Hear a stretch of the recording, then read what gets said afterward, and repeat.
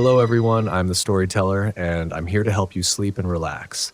But before we begin, I would like to know which city you're from and what time you're watching this. Click the like button and subscribe to the channel. Now, let's begin. Get comfortable and relax. It was late October of 2016 when I decided to take a week off and get away from the noise. I'd been working in a car parts warehouse just outside of Manchester for nearly 8 years without more than a long weekend to myself. It wasn't even a proper holiday that pushed me into taking time off. It was burnout. My body felt heavy all the time. I was snapping at people for no reason. I wasn't sleeping. So I booked a week off and looked around for somewhere remote to stay. I didn't want to be around people. I didn't want sightseeing or tourist traps. I just wanted somewhere cold, quiet, and isolated. I found the listing through a small rental site I'd never used before. The place was called Lowfell Lodge. It was up in the north of Cumbria, a bit past Cockermouth, tucked into the woods, off a single-track road near a sheep farm. The pictures were plain, just a small timber cabin with one bedroom, a stone fireplace, and a few bits of old furniture. Nothing fancy, but it had what I needed: seclusion, a working heater, and not a soul nearby. I booked it for 6 nights and drove up on a Sunday morning. The closer I got to the cabin, the narrower the roads became. The last bit of the journey was up a bumpy track that curved through trees I didn't recognize, with leaves turning yellow and brown. The sky was overcast, and the light felt a little dim, even though it wasn't even 300 p.m. There were no other cabins nearby, no other houses, just this squat square thing, with a sagging roof and thick wooden walls darkened from years of rain. I parked in the clearing outside and turned off the engine. Everything was silent. No wind, no belts, just the tick of my car cooling down. Inside the place smelled of dry wood and dust. There were cobwebs in the corners, and the windows looked like they hadn't been cleaned in years. But the place had power heat and running water. And once I got the small heater going in the main room, it warmed up fast. I unloaded the food. I brought mostly tin stuff and bread and put the rest in the fridge. No phone signal, no Wii. Exactly what I needed. That first night was uneventful. I sat in the old armchair by the fire and read a book I hadn't touched in months. The wind picked up around dusk and made the trees creak a bit, but it wasn't unsettling. In fact, it felt good. Isolated. Safe in a weird way. I slept better than I had in weeks. It was the second night that things started to feel off. I woke up around 2:00 in the morning. Not because of a noise, at least, not when I could remember. But I sat up in bed suddenly, like my brain had heard something while I was asleep. The bedroom was cold, even though I turned the heater up before bed. The door to the room was open, which I was sure I'd closed. I got up and walked barefoot into the main room. The fire had gone out, and the room was lit only by the moonlight coming through the thin curtains. I checked the front door, still locked. The windows were all shut. I told myself I must have left the bedroom door open and gone to bed too early before the heater had really kicked in. I made a cup of tea, sat in the chair again for a bit, then went back to bed. The next morning, I noticed something odd on the inside of the front door. A smear. It looked like it had been made by a hand, maybe a bit of damp soil or something greasy. Just a faint mark about the size of a palm smudged downward. I wiped it off with a bit of tissue and didn't think much more about it at the time. The third day was when I saw her. It was around 4:30 in the afternoon. The sun was dipping low and casting this pale yellow light through the trees. I was out back behind the cabin, gathering bits of wood to keep the fire going longer that night. The air smelled of damp leaves and peat. I was crouched down near a rotten log when I felt that weird sensation like someone was standing behind me. I stood up slowly and turned around. She was maybe 30 ft away, standing just beyond the tree line. A woman, but she didn't look right. Her clothes were old. Not vintage, not quirky, just old like the kind of clothes someone would have worn in the 1980s. But they looked like they hadn't been washed in years. A long, dirty skirt and a thick wool jumper. She wasn't moving. She didn't speak. She just stood there staring at me. Her hair was matted and dark, hanging down in tangled clumps over her face. I couldn't see her eyes properly, but I could feel them on me. I raised my hand a bit like a half wave, then stepped back toward the cabin. I didn't take my eyes off her. She didn't react, didn't wave, didn't turn her head. I got back inside, shut the door, and locked it. I looked out through the curtain.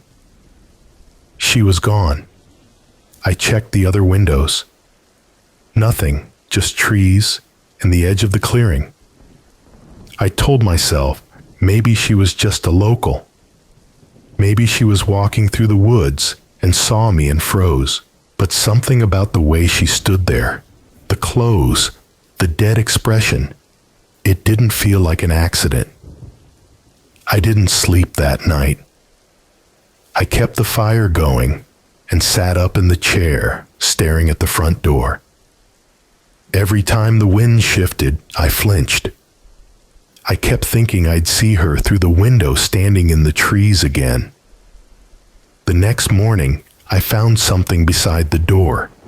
It was a piece of twine wrapped into a tight bundle with bits of dried grass poking out. At first, I thought it was a bird's nest, or maybe some natural mess that blew in. But it was too neat, too deliberate. The twine was tied into a knot, and inside was a dead beetle or some kind of insect crushed flat. I threw it out into the woods. That day, I didn't go outside. I stayed in, pacing the cabin, checking the windows. Around noon, I turned the radio on. An old battery-powered thing I brought with me, but there was only static. I pulled out the old map I packed and studied it. The nearest actual town was nearly 8 Mimir back down the road. The sheep farm was 2 Minner west.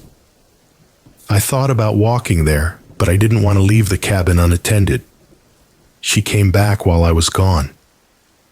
By the time the sun set, I was already tense.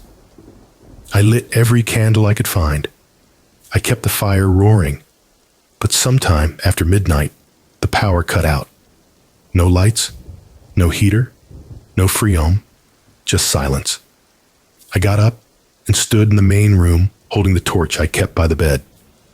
The fire was still going strong. I checked the fuses, but nothing seemed tripped. The switchboard was ancient though, and I figured maybe the old lines just gave out. Still, the timing felt wrong.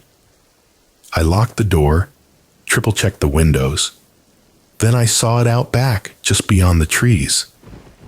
There was a figure again. Same place, same posture, but this time she was closer, maybe 15 ft from the tree line. The torchlight didn't reach that far, but I could see the outline of her shoulders, the dark hair, the strange bulk of her clothes. She didn't move. I didn't sleep that night either. At sunrise, she was gone again, but the ground outside the back door was disturbed. Patches of moss pulled up. Small, narrow footprints in the mud. Bare feet. I packed everything. I shoved all my clothes into the bag and stuffed the food back into boxes. I tossed the bedding in the car and locked up the cabin. I didn't even bother to sweep or clean. I just wanted out. The track back to the main road was slick with rain, and my tires slipped once or twice on the turns, but I didn't stop. I didn't even look in the rear view mirror until I hit the A road again. I emailed the rental site the next day to tell them I was cutting the trip short. They didn't reply. I checked the listing again 2 days later and couldn't find it. The page was gone. Out of curiosity, or maybe something darker, I tried to look up more about that area. I checked old forums, even local newspaper archives, to see if there were stories about squatters or break-ins or even missing persons. Nothing. Just the usual countryside stuff. Sheep thefts, flooding, and occasional road closure. No mention of a cabin. No mention of any woman in the woods. It's been nearly 9 years since that week, and I still think about it every October. I still don't know who she was, but I know she was real. I didn't imagine her. I didn't hallucinate. I wasn't on anything. She stood there watching me. Not once, not twice, 3 times, each time closer. I haven't gone back to Cumbria since. I never stayed in another cabin. I don't even like the countryside anymore. The silence makes me nervous. I keep the curtains drawn at night. I double lock the doors, and sometimes, when I wake up in the middle of the night for no reason, I find myself looking at the door, waiting for a sound I can't explain, wondering if maybe I brought something back with me. But nothing's ever come to the house. Nothing's followed me. Not yet. Not yet.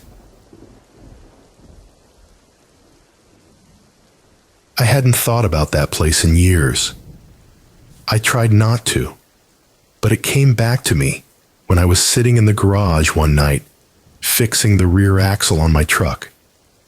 Something about the smell of the grease and the quiet of the night reminded me of the cabin. It had been 21 years. I was 17 when I first went up there with my uncle. Now I was 38, divorced, living alone in Tennessee. My uncle died of cancer 5 years back. I hadn't seen him in nearly a decade before he passed. I didn't go to the funeral. I remembered that cabin, like it was etched into my bones. The peeling wood, the rusted nails, the crooked floorboards, the long hike in through the woods, where the road stopped, and you had to walk the rest. It wasn't even our cabin. Not technically. It had been his friend's, a guy who disappeared in the early 90s. Left his truck at the bottom of the hill one winter and never came back. Search teams looked for a week. Nothing. After that, nobody wanted the place. The family let my uncle use it for hunting, and we went up there 2 or 3 times when I was a teenager. But there was one trip I never talked about. And sitting there in my garage that night, sweating in the summer heat, I started thinking about it again. I didn't want to, but I couldn't help it.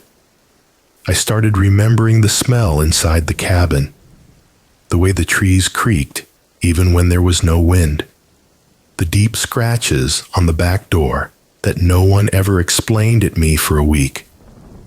Couldn't sleep. I kept walking out to my garage in the middle of the night and staring at the old camping gear on the shelf. The same pack I'd used back then. The more I tried to ignore it, the more the memories came back. And one morning, without really thinking it through, I packed up and drove north. It was a 6-hour drive up into the Virginia mountains.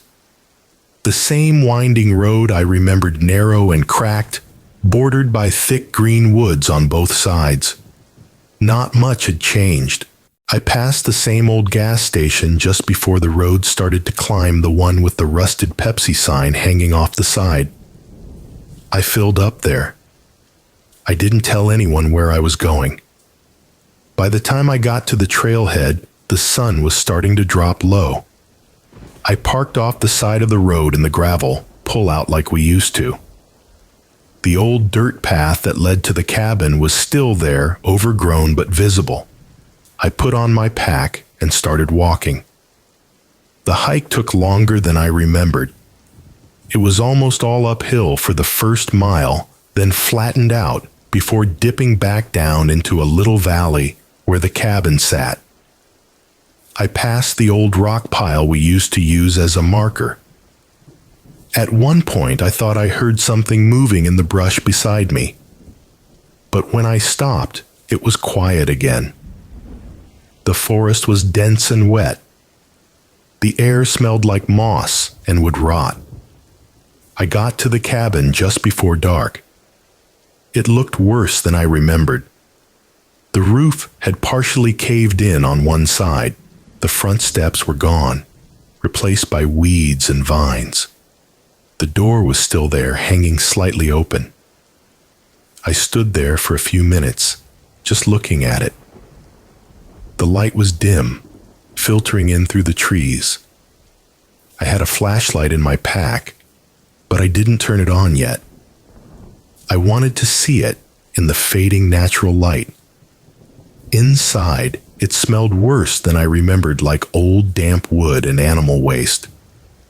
The floor was warped in places, and a large section of the ceiling had collapsed near the back wall, letting in rain and leaves. Most of the old furniture was still there. The table, 2 chairs, the metal-framed bed with a rotted-out mattress. There was a hunting knife on the table, rusted and dull.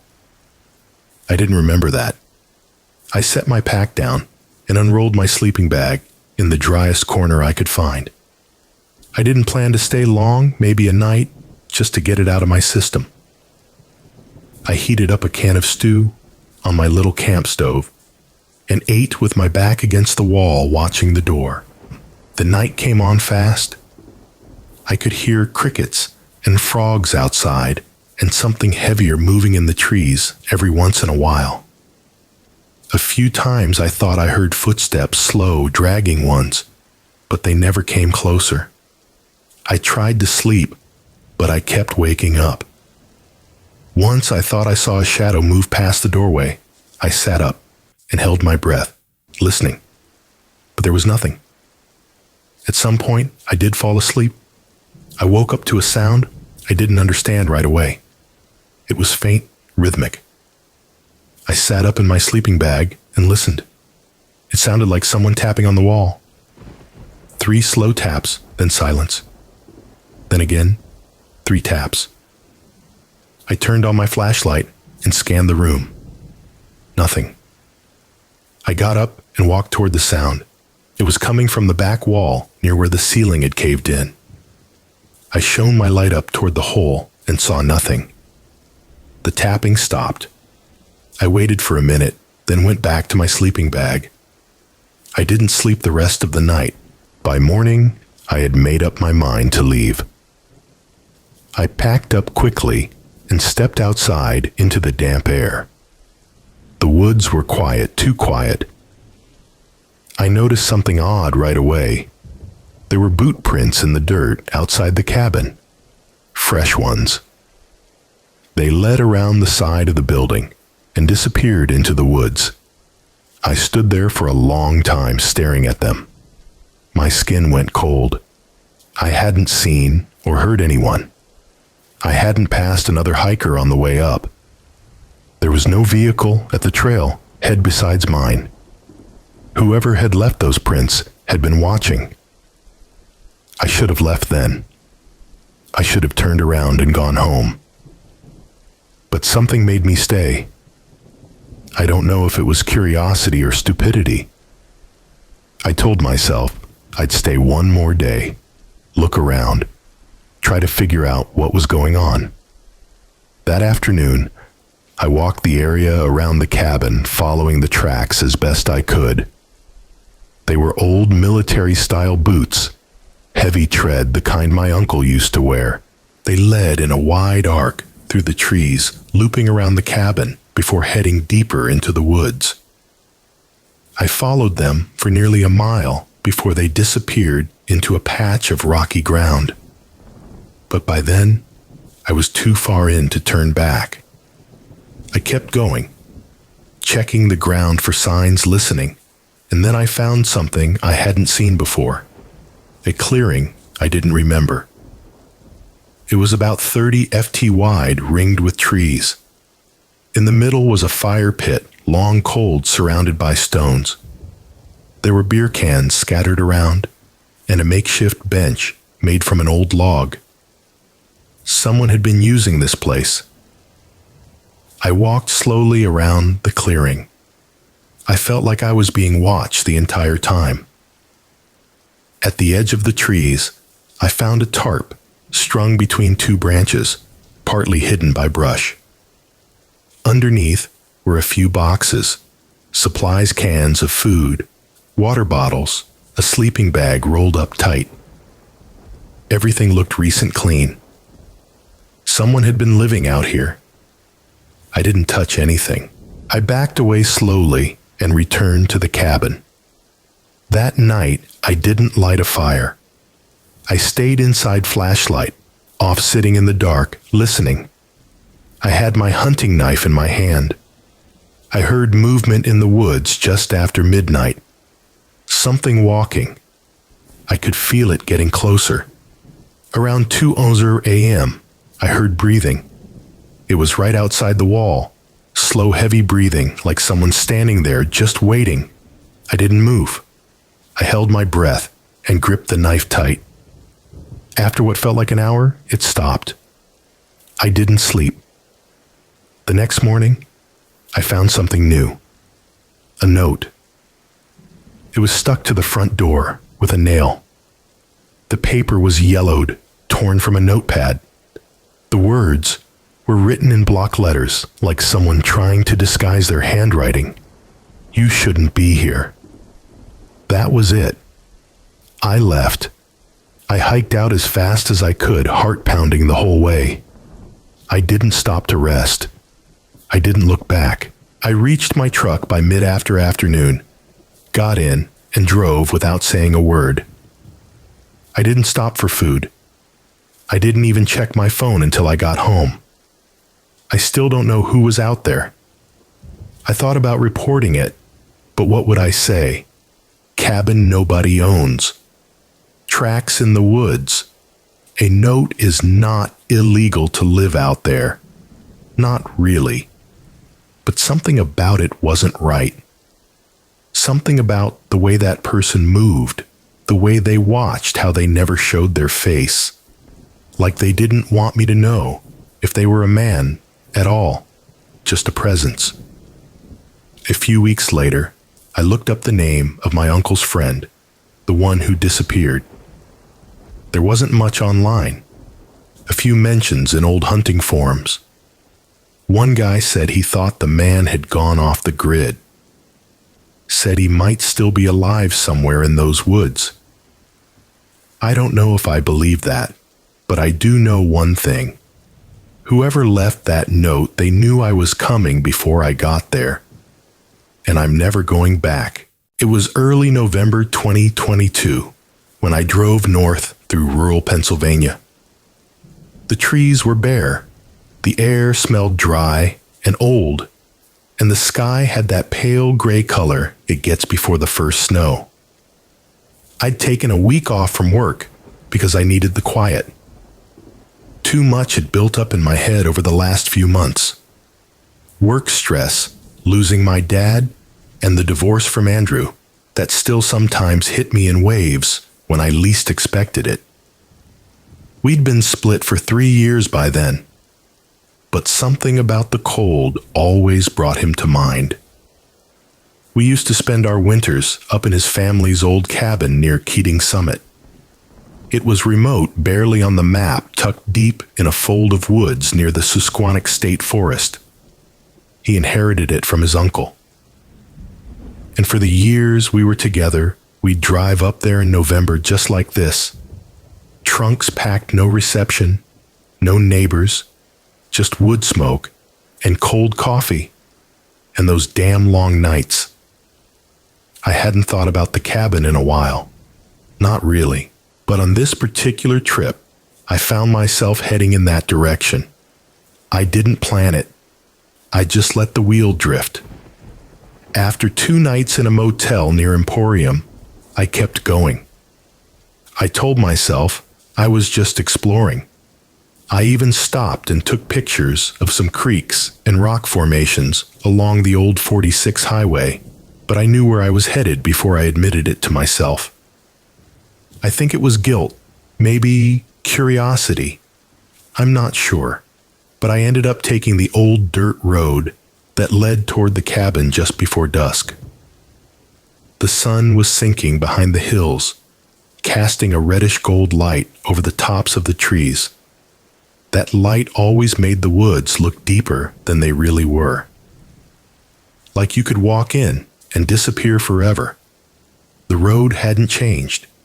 Same deep ruts, same overgrown edges, same bend near the broken fence where we used to park the car when the snow got too thick. I drove slow.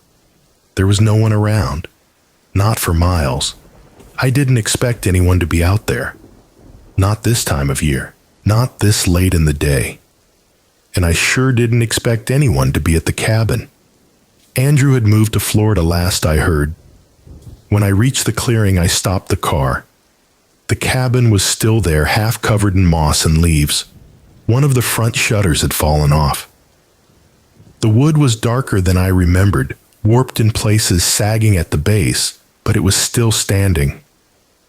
I don't know what came over me, but I shut off the engine and got out. It was cold, colder than it should have been for early November.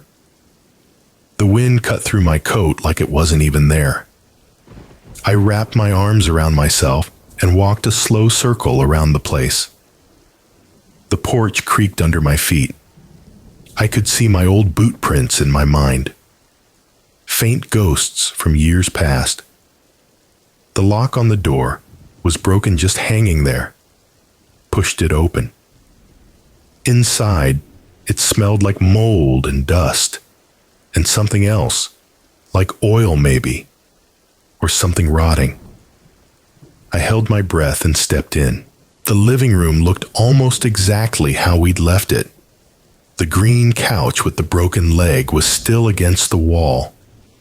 The wood stove was rusted shut but intact. Some of the firewood we'd stacked was still in the corner, dry and gray and hollow. I looked around like I was waiting for something to jump out, but nothing did. I stepped further in. The boards groaned under my weight. I walked into the kitchen. A broken plate was on the floor, and some rodent had torn open a bag of flour on the counter. It had spilled out and hardened into a crusty mess. I checked the fridge out of habit, even though the power had clearly been off for a long time. The smell hit me immediately. I shut it fast and backed away. I should have left then, but I didn't. I told myself I'd just look around a little more, just see if anything had changed. I made my way to the back hallway. That's when I noticed the smell again, stronger this time, not from the kitchen, from the far end of the hall near the bedroom we used to sleep in. I stopped, listened. Nothing. No wind, no animals, no creaking, just dead silence. I took a few more steps. The door to the bedroom was closed. That struck me as wrong because I was almost sure we left it open when we packed up the last time. I didn't remember ever closing it, and Andrew had said he didn't come up here anymore. I hesitated, then put my hand on the knob. It was cold. Pushed it open. The room was dark, but I could still see shapes in the fading light. The bed was still there, stripped of blankets. The dresser we'd hauled up here in pieces was shoved against the far wall. But what made me freeze was the smell, sharp and metallic like blood. And then I saw the mattress. It was stained. Deep brown red blotches that spread across the middle, sunken in like something heavy had bled out there and never been cleaned. I stepped back, bumping into the doorframe. The hair on my neck stood up. I looked around the room for any other signs, any reason that might make sense. Maybe an animal got in. Maybe someone squatted here and got hurt. But the rest of the room was clean. Too clean. No drag marks. No blood on the floor, just the mattress. I backed out of the room and shut the door. As I turned to leave, I thought I heard something outside. A rustle, then a thump, then silence. I waited, heart racing. I stood in the hallway staring at the front door. Something in me, something old and animal, told me to run. I walked quickly through the living room, not looking behind me, and stepped onto the porch. That's when I saw the footprints, fresh ones in the dirt right below the steps. They led from the woods to the cabin and stopped just under the porch. The shape was clear boots, heavy ones bigger than mine, maybe size 12 or 13. I hadn't seen them when I arrived. They weren't there.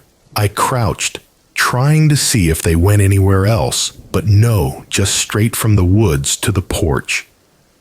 No return trail, no loops, just a straight path to where I was standing. I looked up and scanned the treeline. Nothing moved, but I felt like I was being watched, like whoever made those prints hadn't left. I backed toward the car. I didn't turn around. I kept my eyes on the trees. I reached the driver's side door, opened it fast, and got in. Locked the doors, started the engine. My hands were shaking so bad I almost dropped the keys. I didn't peel out. I just backed up slowly and turned onto the trail. I didn't want to kick up dust or attract attention. I drove 5 miles before I looked in the rearview mirror. I didn't see anyone. When I finally got back to the main road, I pulled over at a gas station. It was empty, just a little place with one pump and a dark convenience store. I sat there for a while, heart still racing. I thought about calling someone, the police, maybe reporting the blood, but I didn't even know what I'd say. I'd broken into my ex-husband's old cabin, found a blood-soaked mattress, and saw footprints. I'd be the one answering questions, and Andrew hadn't been there in years. He was clean. I was sure of it. Still, something about it didn't sit right. Something about the footprints. How fresh they were. How silent the woods had been. How strong that smell had been in the room. Couldn't sleep that night. I drove back to the motel in Emporium and kept all the lights on. I locked the door, pushed a chair under the handle, and sat awake until morning. The next day, I made a call. Not to the police. No. I called a friend of Andrew's, someone I knew still lived nearby. I didn't say much, just asked if he'd been up to the cabin lately. She paused for a long time before she answered. She said Andrew died 6 months ago. Motorcycle accident in Florida. Single vehicle wet road. Died instantly. I didn't know what to say.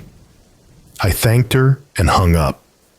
Then I sat there staring at the phone. Andrew was dead.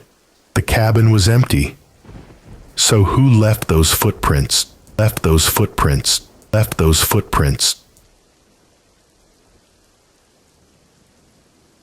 My name is Mark Lambert, and I was 36 years old when this happened. It was October 2018. I'd just gotten back from a long project overseas construction work in Norway, and I needed some quiet time away from people, noise, and schedules. I live in eastern Colorado near Leon, but I didn't want to stay anywhere near home. I wanted somewhere isolated. I'd always liked Wyoming because of how empty and quiet it could be. So I started searching around online for cabins to rent up in the Bighorn Mountains. I didn't want anything fancy, just 4 walls, a bed, and a roof. I found one that looked perfect on a classified ad site. Small, deep in the forest, no cell service, no electricity, just a wood stove, a spring nearby, and a shed full of firewood. It was listed by a man named Dwayne, though I never met him. Everything was done over email. He said he didn't live nearby, and I could just send a deposit, and he'd leave the door unlocked. I wired him the money and got a short reply with the address and directions. That was it. No waiver, no fancy listing, just an old school transaction with a guy who didn't care what I did. As long as I left the place clean and didn't burn it down. I liked that. I was looking for somewhere where no one would check in on me. Somewhere I could be truly alone for a while. I packed my truck with food water jugs, a couple of books, a hunting knife, a rifle, some extra fuel, and some basic tools in case something broke. I took my old dog Blue with me. He was a 12-year-old black lab mix, slower than he used to be, but still sharp. He'd been my shadow since he was a pup, and I trusted him more than anyone. We drove up early in the morning, took about 10 hours to get there all the way into the Bighorns. The last few miles were on a dirt road that hadn't been maintained in years. I had to go slow, bouncing over rocks and roots. But I finally got there just as the sun was setting. The cabin was better than I expected. Old but solid, hand-built from thick logs.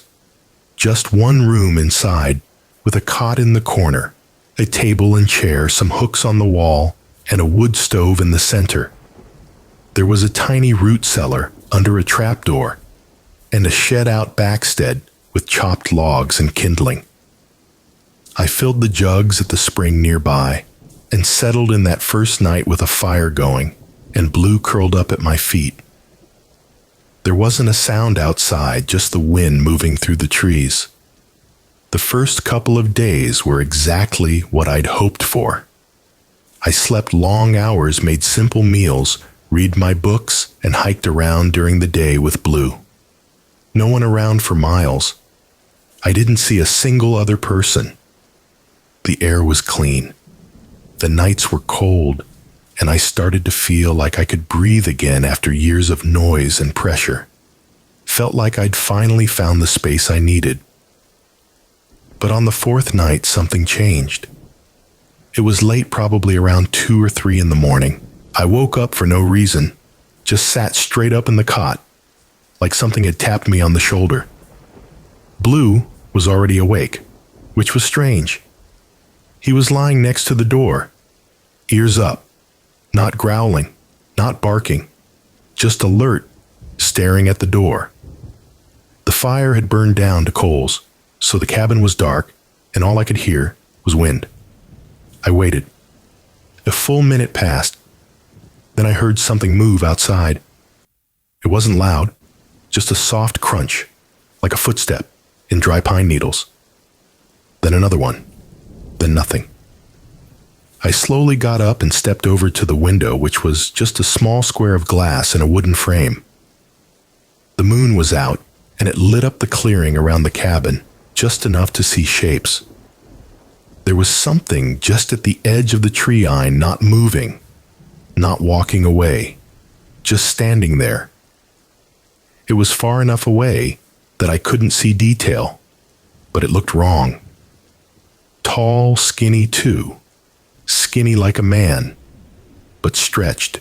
No visible face, just long limbs and shoulders that looked narrow and angled.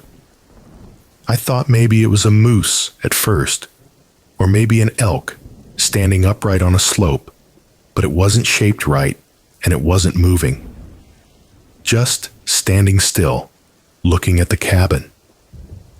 I stood there for maybe 5 minutes waiting for it to go away, but it didn't move. It didn't make a sound. Just stood there, like it was waiting for something. I finally lit a lantern and put it near the window, hoping the light would scare it off. When I looked again, it was gone, just trees now. I watched for another hour and then went back to the cot. Blue didn't sleep the rest of the night. The next morning, I walked out to the spot where I'd seen it. There were no tracks. The pine needles were thick and soft, but even then I expected to see some kind of disturbance. Nothing. Just the same as it always looked. I told myself it was probably a deer that had wandered close, or maybe a tree that just looked like a shape in the moonlight. I wanted to believe that, but Blue didn't act like it was a deer, and he'd seen 1,000 deer in his life. He knew the difference. That day I hiked farther than usual, trying to burn off the nerves. I followed a trail up a ridge where I could see for miles. Nothing but trees and mountains. No cabins. No campsites. No signs of people.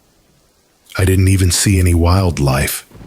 It was like the whole forest had gone quiet. When I got back to the cabin around dusk, I found something strange. On the door frame, just above the handle, were 3 scratches. Long, narrow, deep.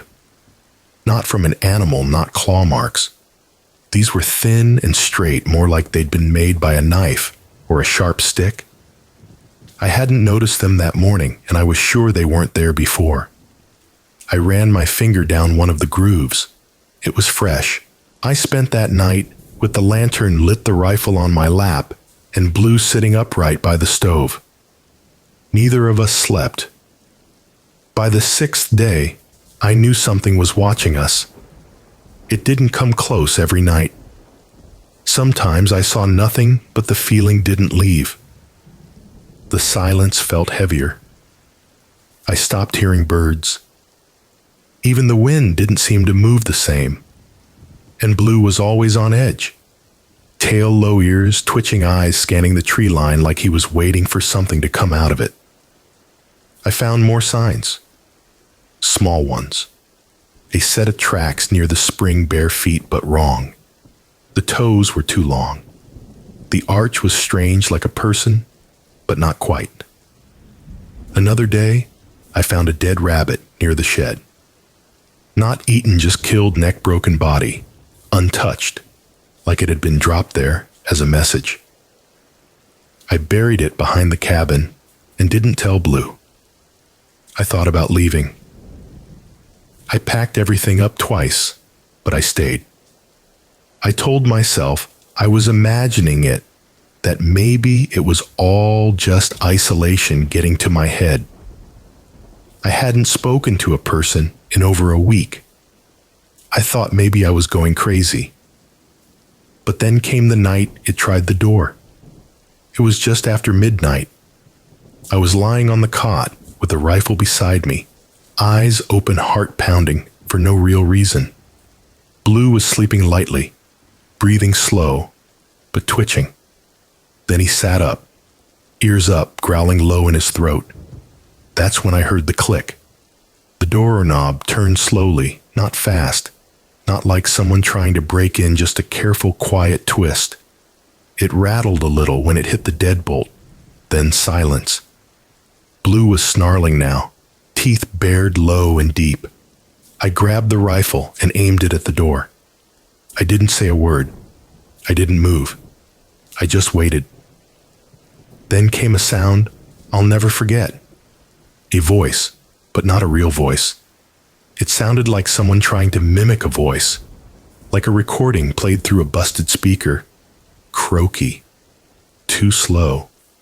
And it was my name. It said, Mar once, then nothing. I didn't sleep. I didn't move from that spot. I waited until the sun rose, then went outside. There were tracks again, bare feet, long toes, but now they led in a circle around the cabin. Again and again, like it had been walking in loops for hours. And on the window, written in something dark, were the words, "Let me eye in." I don't remember packing. I just threw everything into the truck called Blue and drove down that awful dirt road faster than I should have. I didn't stop for anything. I drove until I got to the nearest town, and I stayed in a motel with the TV on full volume, just to drown out the quiet. I called the number I had for Dwayne. Disconnected, I tried to email him. No reply. I never went back. I never told anyone until now. Not even my brother. I couldn't explain it. I still can't. I don't know what it was, but I know what it wasn't. It wasn't human. And it wasn't an animal. It was something in between, or something pretending to be both. I looked it up later. People talk about things called skinwalkers. Old stories, myths. I don't know if that's what it was. All I know is that something was out there and it wanted me to open that door. But I didn't, and I never will. I don't usually talk about what happened that week. It's been years now, but I still think about it all the time. It was 2017. I was 32, and I had just gone through a messy breakup. I needed to get away for a while. So I took time off work and decided to go spend a week alone in the woods. I wanted quiet. No phones, no people, just trees, fresh air, and some time to clear my head. A buddy of mine, Greg, had a family-owned hunting cabin up near Ellery, Minnesota, about 3 hours north of Duth. It hadn't been used in a while.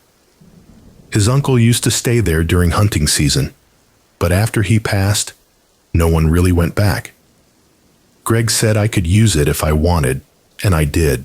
He gave me the key, showed me roughly where it was on a printed map, and I headed up there the next weekend in my old pickup truck. The last 30 minutes of the drive were rough dirt roads. No shiny, just narrow gravel, weaving through dense woods.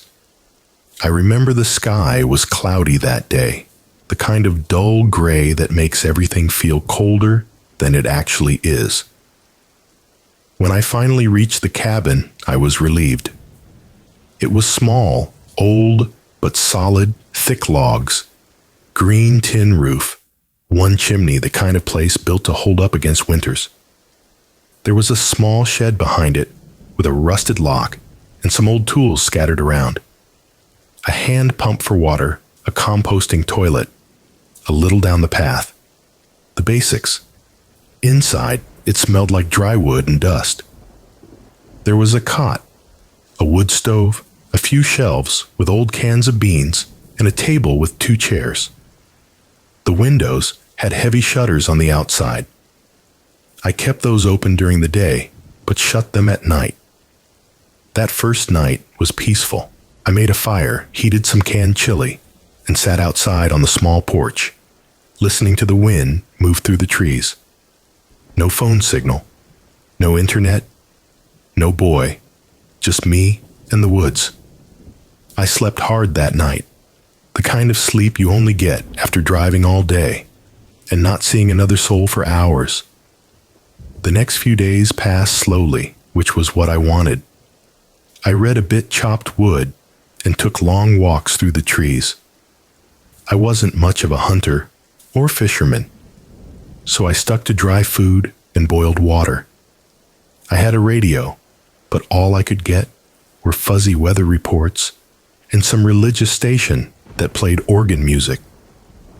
It was on the 4th day that things started to feel strange. I had walked farther than usual, heading east through some older woods. The trees got tighter, taller. The trail disappeared. I came across what looked like an old logging road mostly grown over. There were broken branches, deep tire ruts half swallowed by moss, and an old rusted barrel tipped on its side.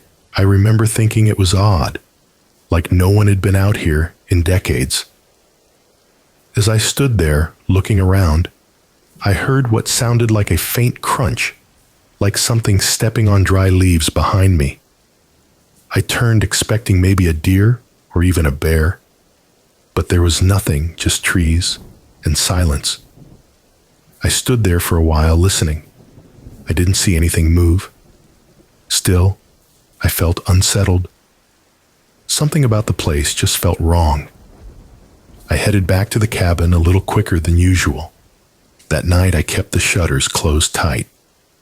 I chalked it up to being alone in unfamiliar woods. Your brain starts playing tricks. You hear things, see things in the corners of your eye. But the next day, things escalated. I found footprints, human ones. They were in the dirt behind the cabin near the back wall where the stacked wood sat. At first I thought maybe they were mine, but the tread didn't match my boots. These were thinner, longer. I followed them a bit. They curved around the side of the cabin and disappeared into the woods. The weird part was, they were fresh. The edges were sharp, not weathered or washed. Someone had been near the cabin, either late that night or early that morning. I felt something shift in my chest. Not fear, not yet, but unease. I went back inside, locked the door, and sat by the stove for a while. I kept looking out the window. I told myself it was probably a hunter or hiker passing through. But the thing was, this area wasn't near any trails, and that road I came in on was the only one for miles. That night, I slept with the axe next to my bed. Around 2:00 a.m., I woke up to a noise outside. It was slow, deliberate crunch, then a pause, then another crunch. Someone walking on the gravel outside the cabin. Not fast, not stumbling, just moving steadily, like they were checking the place out. I didn't move. I just listened, barely breathing. My ears were burning from how hard I was straining to hear. The steps got closer to the wall. Then they stopped. Nothing. I sat there in the dark for what felt like an hour, not hearing anything more. Eventually, I worked up the nerve to peek through a crack in the shutters. The porch was empty.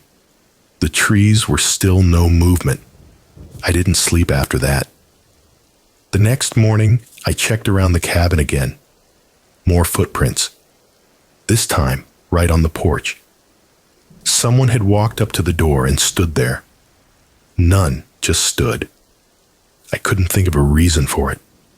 There weren't any nearby properties, no neighbors, and it wasn't hunting season. I felt exposed. I packed some of my things into the truck, but I didn't leave yet. I told myself I was being paranoid, overreacting.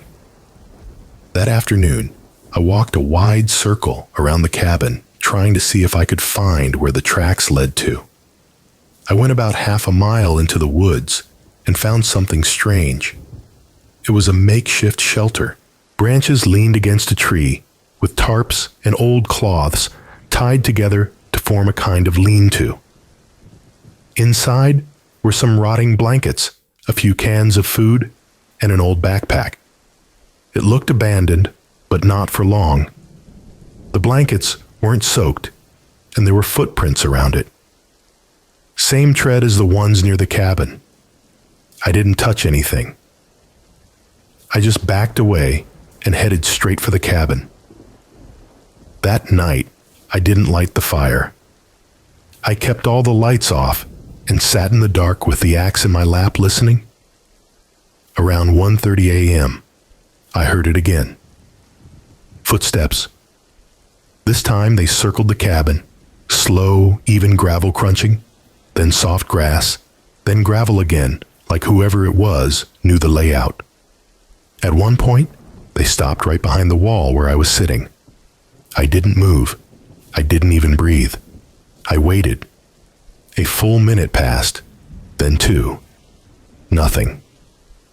Then the footsteps moved away, slow and quiet. The next morning, I made the decision to leave. I loaded the truck, locked up the cabin, and started heading down the dirt road.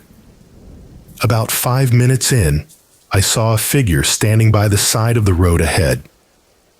At first, I thought it was a deer, the way it was frozen. But as I got closer, I saw it was a man. He was tall, thin, wearing a dark hoodie and jeans. His face was pale, expressionless. He didn't wave. He didn't step forward, just stood there staring. I didn't stop.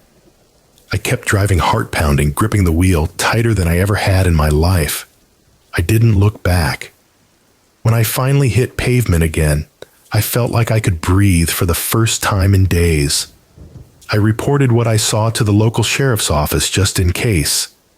They didn't seem too surprised. The deputy I spoke to just wrote down my info and nodded a lot. He said they occasionally had people squatting out in the woods. Off-grid types. Some of them were harmless. Some weren't. I never went back to that cabin. Greg didn't blame me. In fact, he ended up selling the land a year later. Said it wasn't worth the weird stories he kept hearing from hunters up that way. Even now, years later, I still think about that man. About how he walked around the cabin like he was studying it.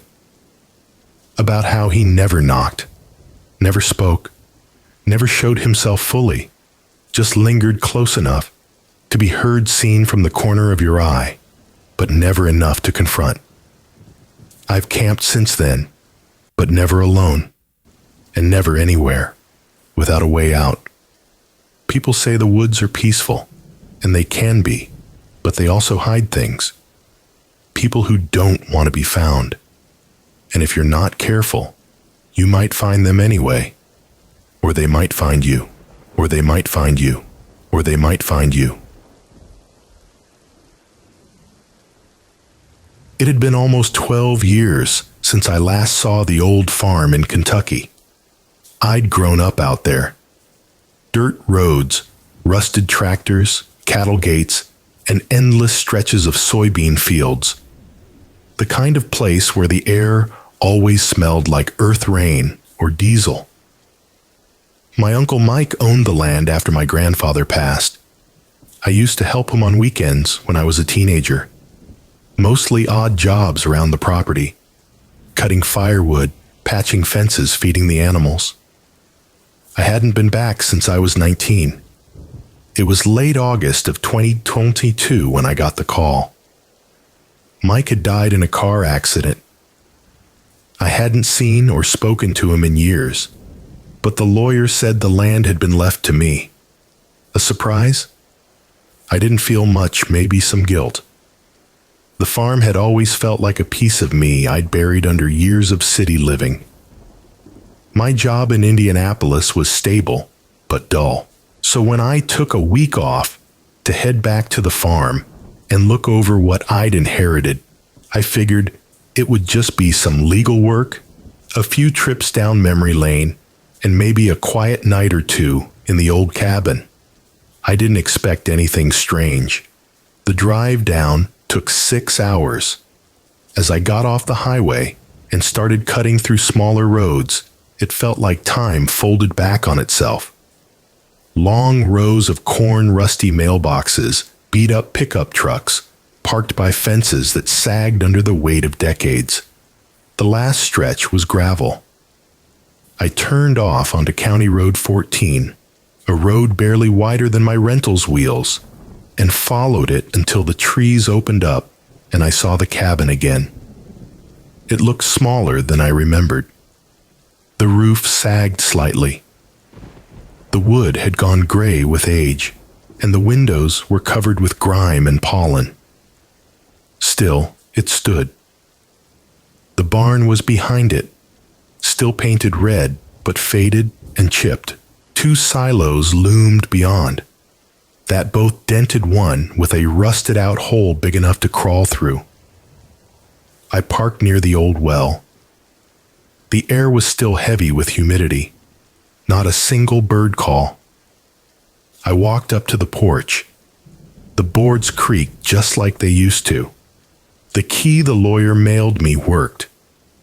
Inside the cabin smelled like dust and old wood. Everything was just like Mike had left it. A coat hanging by the door, coffee mugs on the counter, a toolbox open on the table. It looked like he'd just stepped outside. I wandered through the rooms, turning on lights, opening drawers. The fridge was off but clean. His old rifle still hung on the wall. I stayed the first night out of convenience. There was no cell service, but I had downloaded maps and saved a few emergency contacts. I figured if anything happened, I could drive 10 minutes down the road to the gas station. That night was quiet, too quiet. I didn't sleep much. There were sounds, small, irregular like shifting boards or scurrying mice. But it wasn't just the noise. It was the stillness, the way the air felt like it didn't move inside the cabin. I chalked it up to nerves. City people get uneasy in rural silence. The next morning, I started walking the property. The fields were overgrown. It must have been years since Mike had planted anything. The tractor was parked beside the barn, half covered in a blue tarp tires flat. I walked the fence line for a while. A few posts had collapsed. Some of the wire had rusted through. The pond was still there, though smaller than I remembered, with algae gathered around the edges and flies buzzing over the surface. When I reached the barn, the first thing I noticed was that the side door had been nailed shut from the outside. For large nails driven in at odd angles, like someone had done it in a hurry. The front doors were still locked with a chain, and I used the key to get inside. The air was thick with dust and straw. The floor covered in dry manure and cracked boards. Most of the stalls were empty. One had some tools. Another had what looked like a pile of blankets or old feed bags shoved in the corner. I poked around a bit, found some old ledgers and a row of empty feed bins. Nothing unusual, but the nail door stayed in the back of my mind. I ended up pulling the nails out with a crowbar from the shed and checking inside. It was just another empty stall. Nothing but a few splinters and some broken boards. But it still felt wrong, like someone had wanted that space sealed off. I let it go. By the third day, I started sleeping better. I even thought I might stay longer than a week. Maybe get the place cleaned up, fixed up, maybe even sell it for decent money. But that night something changed. It was just after midnight when I heard the footsteps. I'd left the bedroom window open to let in the breeze. It had finally cooled down. I was drifting off when I heard it gravel, shifting like someone walking near the porch. Then woodcreeing the same sound I'd heard when I arrived. I sat up, heart already pounding. I waited. Nothing. I thought maybe it was an animal, a deer, maybe a raccoon. I grabbed the flashlight and stepped outside. Nothing on the porch. I walked around the side. The flashlight beam bounced across the grass, the trees, the shed. Then I saw it. Footprints. They weren't mine. These were fresher, darker, leading up the steps and then back down. I followed them, heart thumping so loud it made my teeth hurt. The tracks stopped near the barn. I stood there a long time, shining the light across the doors.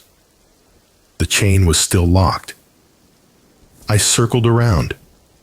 The side door was shut, but the nails were back. That didn't make sense. I had pulled those nails myself, tossed them into the pile by the door. Now, they were hammered back in. Same holes, same angle. Like someone had been watching, like someone didn't want that door open again. I didn't sleep the rest of the night.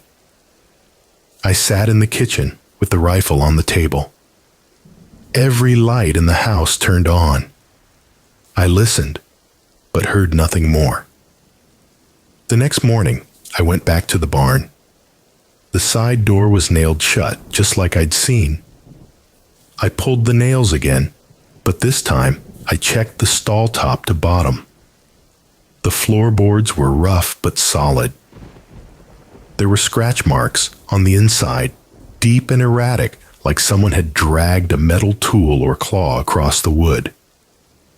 In the corner was something I hadn't noticed before. A square patch of dirt, loose and dry, unlike the rest of the compacted barn floor. I started digging with a spade. About a foot down, I hit metal. It was a box, rusted old. I dragged it out, opened it. Inside were photographs. Dozens of them, some torn, some faded. All of them were of the farm. A few showed the pond. One showed a group of men in coveralls standing in front of the barn, none of whom I recognized. Then there was a picture of the stall. The same stall, the side door wide open. Something lay on the floor, but the photo was too dark to make it out. Another photo was clearer. It showed a man tied up, bloodied face, swollen.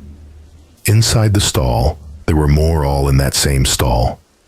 Different men, different days, all tied beaten, some half naked. Some looked unconscious. One looked dead. I dropped the box and ran back to the cabin. I don't remember how long I stood under the shower. I couldn't stop shaking. I had no idea what I was dealing with, but I started connecting things.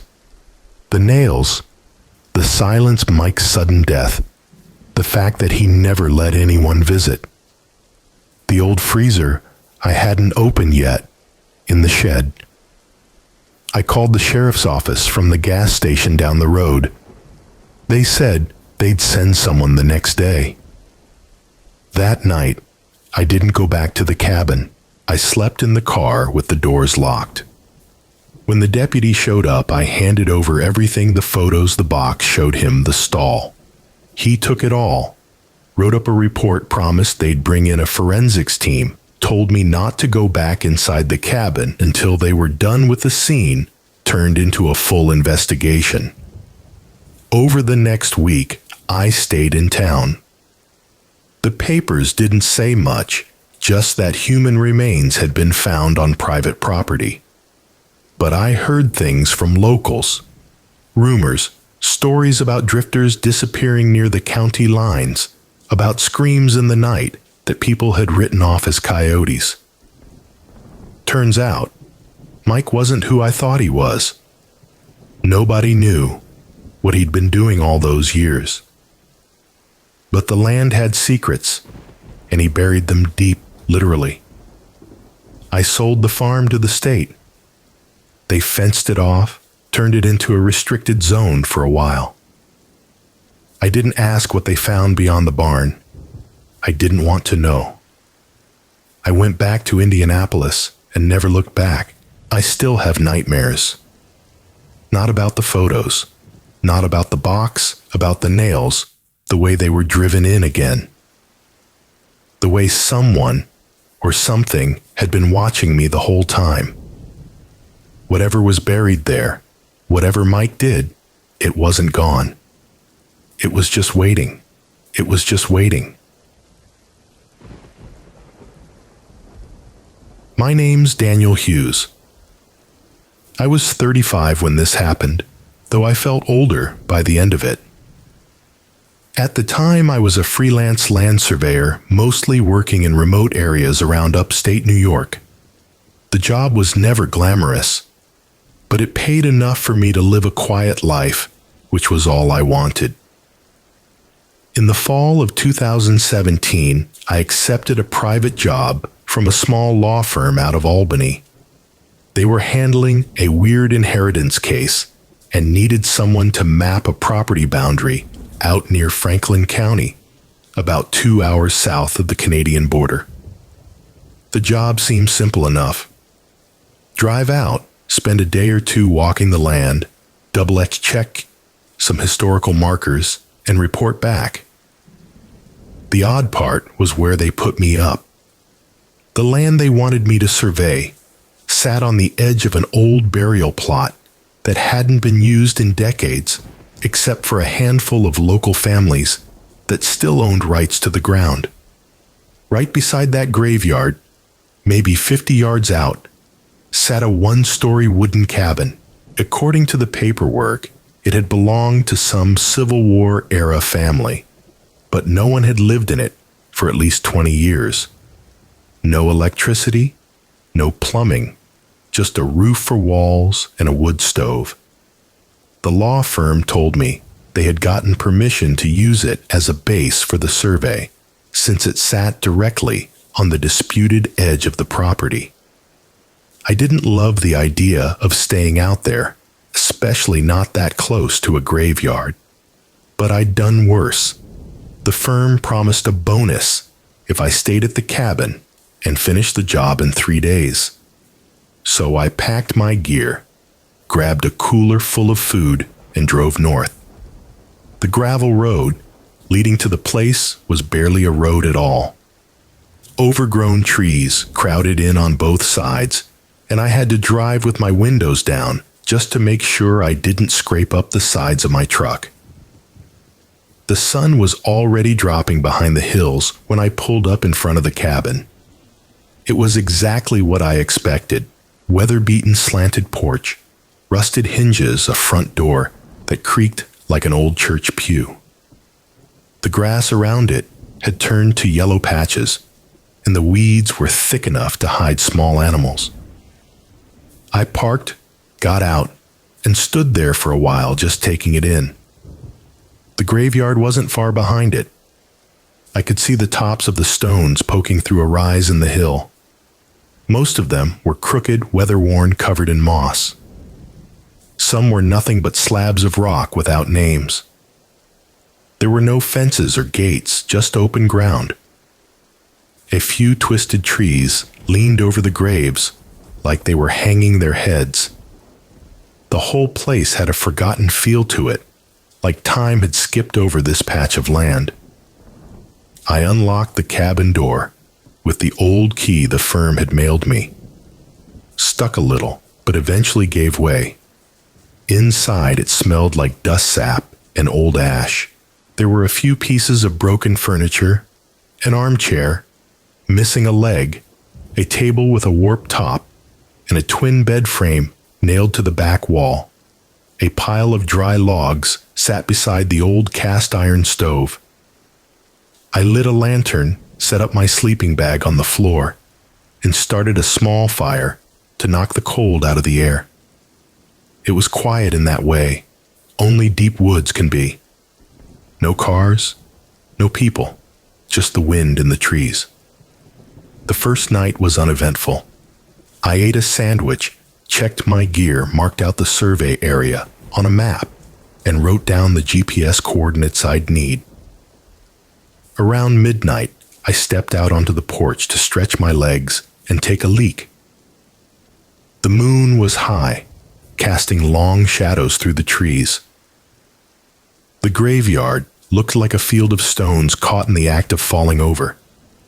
No lights, no sounds, just stillness. But as I turned to go back inside, I had the strangest feeling that someone was watching me. Not from the graveyard, closer than that. I swept my flashlight across the woods. Nothing moved. I waited, listened, then went back in and locked the door. I didn't sleep much after that. The second day was work. I hiked the eastern edge of the property, hammering in orange boundary markers every few hundred feet. It was a cold morning, and the frost made the grass crackle under my boots. Around noon, I stopped at the edge of a creek that cut across the back of the lot. The water was clear and cold, and animal tracks crowded the muddy banks. I was crouched down, checking the soil depth, when I noticed a trail of boot prints on the far side, deep fresh, leading in a straight line along the creek and disappearing into the woods. They weren't mine. I hadn't seen anyone else for miles, and there were no other vehicles when I arrived. I stood up, followed the prints with my eyes, but the trees closed around them quick. I made a mental note and moved on. Didn't think much of it at the time. Just figured maybe a local hunter or someone had wandered through. By the time I got back to the cabin, the sun was already low. The graveyard looked different in the evening light, less sad and more unsettled, like the ground had shifted just slightly. I told myself it was nothing, just the long shadows playing tricks. Still, I kept the cabin door locked that night, double-checked the windows, and slept with the hatchet close by. Sometime after 2:00 a.m., I heard movement outside. At first, it was just the sound of dry leaves brushing against the cabin wall. Then came a low, deliberate crunch footsteps, slow and careful. My eyes snapped open. The fire in the stove had gone low, and the room was lit only by the glow of embers. I didn't move. I listened. Crunch. Pause. Crunch. The steps stopped right outside the door. I held my breath and sat up. Slow and quiet. The hatchet was under my sleeping bag. I grabbed it and weighted muscles tight. None. No voice, just silence. Then something brushed against the wooden siding. Not hard, just enough to scrape. I got to my feet and stood in the middle of the room. 10 minutes passed, then 20. No more sounds. I waited until daylight before opening the door. Nothing there. No prints, no marks. But I knew what I'd heard. I almost left that morning. Something felt wrong. The air had changed. But I was almost done with the job, and the extra bonus for finishing early pushed me to stay. I told myself I was being paranoid, maybe just spooked by the isolation. I spent the third day finishing the north side of the property. There were more boot prints this time, circling a marker I'd driven into the ground the day before, not crossing through. Not by accident circling it like someone had stood there a while. I worked faster after that. Kept looking over my shoulder. I wanted out. Around dusk, I hiked back toward the cabin, and that's when I saw it. One of the grave markers near the top of the hill was broken. I'm not talking about old age or erosion. I mean shattered split down the center like someone had taken a sledgehammer to it. The pieces were clean, sharp, and fresh. Chunks of granite scattered in the dirt. No animals could have done that. I checked the rest of the graveyard. One of the smaller stones had been dug around, like someone started to excavate it, then stopped. The soil was still loose. No shovel marks, just scooped dirt and a small pile to the side. I didn't stay long. Back at the cabin, I packed up everything I could carry. I wasn't waiting for sunrise. I just wanted out. But when I turned the key in the ignition, my truck didn't start. Battery was fine. Lights came on. But when I turned the key, it gave a weak click and nothing else. I tried again. Nothing. It was getting dark fast, and I was nearly 10 miles from the nearest house. No cell signal. I sat behind the wheel for a long time, trying to decide whether to hike out in the dark or wait till morning. That's when I saw movement near the tree line, just a flicker of motion, at first barely noticeable. But then a figure stepped into view. A man. He stood maybe 30 feet from the truck, tall, thin, wearing a dark jacket and what looked like rubber boots. His face was pale in the fading light, and he just stood there, arms at his sides, not moving. I didn't get out. I locked the doors, slid down in my seat, and waited. After a few minutes, I peeked up. He was gone. I bolted for the cabin, locked the door, and didn't sleep at all that night. Morning took forever to come. When it did, I went outside, checked the truck again. Same thing. Lights worked. Engine wouldn't turn. I tried the hood. The battery cable had been cut. Clean, precise, like with wire cutters. I grabbed my backpack and started walking. Didn't even look back at the cabin.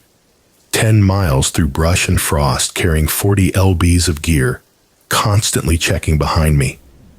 By the time I reached the highway, it was almost noon. A passing driver gave me a lift to the sheriff's office in Tupper Lake. I told them someone had vandalized the graves and tampered with my truck. They sent a deputy out to check. He came back 3 hours later, said the graveyard looked fine. No broken stones, no dug up ground, no footprints. My truck was still there dead, but the battery cable looked untouched. He chalked it up to stress isolation, overactive imagination. I didn't argue. I just wanted to go home. 3 weeks later, I got a check in the mail. Full payment plus the bonus. No note, no follow-up, just a typed envelope from the law firm and a deposit slip. I tried looking up the property again. Wanted to know who inherited it, but the listing was gone. Wiped clean. No record in the county archives. No tax ID, nothing. I stopped working remote jobs after that. Sold the truck, moved closer to town, got an office job. But sometimes I still dream about that man, the one who stood by the trees, the way he didn't move, the way he watched. I know what I saw. Even if no one else believes it, if no one else believes it, if no... I was 34 when I finally took time off work to spend a week alone at my uncle's old hunting cabin up in the hills of eastern Oregon. It was the first real break I'd had in years. I worked long shifts managing a concrete crew out of Eugene, and by the time fall rolled around in 2018, I needed to breathe something other than dust and diesel. My uncle had passed away 3 years earlier, and the cabin had just been sitting up there empty. No one in the family hunted much anymore, but I still liked the quiet. I packed up my 270, a few coolers of food, a gas lantern, some dry firewood, and left town early on a Monday morning. The road to the cabin was just as rough as I remembered it from when I was a kid. The last few miles were nothing but a rutted dirt track that wound up through thick timber and overgrown brush. I had to slow to a crawl to keep my truck from bottoming out. It was already late October, and I knew the weather could flip fast out there. That week looked clear, though cold but dry, and I figured I'd be fine so long as I didn't stay past the weekend. The cabin sat near the edge of a shallow ridge, tucked back under tall lodgepole pines and fir. There was an old hand pump well next to it, a rusted steel drum for burning trash, and a small woodshed off to one side. The structure itself was solid but weathered. It had been built back in the 60s by my uncle and grandfather, tight cedar planks, a tin roof, and a little front porch with 2 cracked chairs. Inside, it was one open room, a wood stove, a cot, some shelves, and a battered old table. Smelled like dry wood, mice, and dust. I spent the first day getting settled. I swept out rat droppings, knocked down spider webs, and made sure the stove still worked. fired up fine. The pump water was cold and metallic, but clean. I unloaded my gear and stacked firewood inside just in case the weather turned. That evening, I sat on the porch with a thermos of coffee, listening to the wind roll through the trees. I hadn't seen another truck since the main road. Just me, the woods, and the quiet. The first 2 days were calm. I woke early, dressed warm, and hiked out into the trees before sunrise. I'd picked a few old logging cuts about a mile east of the cabin to glass from. There were tracks, elk, deer, coyote, but I didn't shoot anything. I didn't care much. Felt good just being out there breathing the air, taking my time. I stayed out till early afternoon, then headed back to chop more wood and read. I didn't bring my phone, and there was no signal, even if I had no service out there at all. It was on the third day that something shifted. That morning, I hiked farther north than usual, trying to reach a small draw I remembered from my younger days. It took longer than I thought, and the sun was already high when I stopped on a rocky rise to scan the trees below. I glassed for nearly an hour before turning back. I was still about half a mile from the cabin when I cut across a small meadow I hadn't seen before. It looked like it had been cleared recently. The stumps were fresh pine bark still red where the saws had bit into them. There were deep tire ruts in the soft ground, and I could see where something heavy had been dragged. Long scrapes in the dirt, like a sled, or maybe logs chained behind a truck. I crouched by one of the drag marks. It wasn't a log. There were scuffed boot prints around it. Deep, messy impressions like someone had been struggling. Something about it didn't sit right. There were broken branches scattered across the clearing and a few scraps of tarp. Blue plastic torn and dirty. I stood up and scanned the tree line. Nothing moved. I walked the perimeter, once slow and careful, then left. I didn't sleep much that night. The cabin creaked with the wind, and I kept thinking about that meadow. I tried to tell myself it was nothing. Some guys clearing timber, illegally maybe. But the drag marks were wide and deep, too deep for just logs. And the boot prints didn't look like work boots. They were old, worn saws barely gripping the mud. Something about it reminded me of a memory I couldn't quite place, like the smell of something bad behind a closed door. I woke up around 2:30 in the morning and thought I heard a truck in the distance, just a faint rumble that faded before I could sit up fully. I waited holding my breath. The wind was still. The trees were quiet. Nothing moved. I laid there in my cot, with one hand on my rifle, till the sky lightened. The next day, I didn't go far. I stayed within earshot of the cabin, chopping wood, walking slow laps around the area looking for anything that felt off. I didn't find much, but around noon, I noticed the burn barrel had been moved slightly. It wasn't where I'd left it. There were fresh scratches on the ground around its base, and the lid and old hubcap was gone. I hadn't touched it since arriving. No animal would mess with something that heavy. I walked a wide circle through the trees, but didn't see anything else.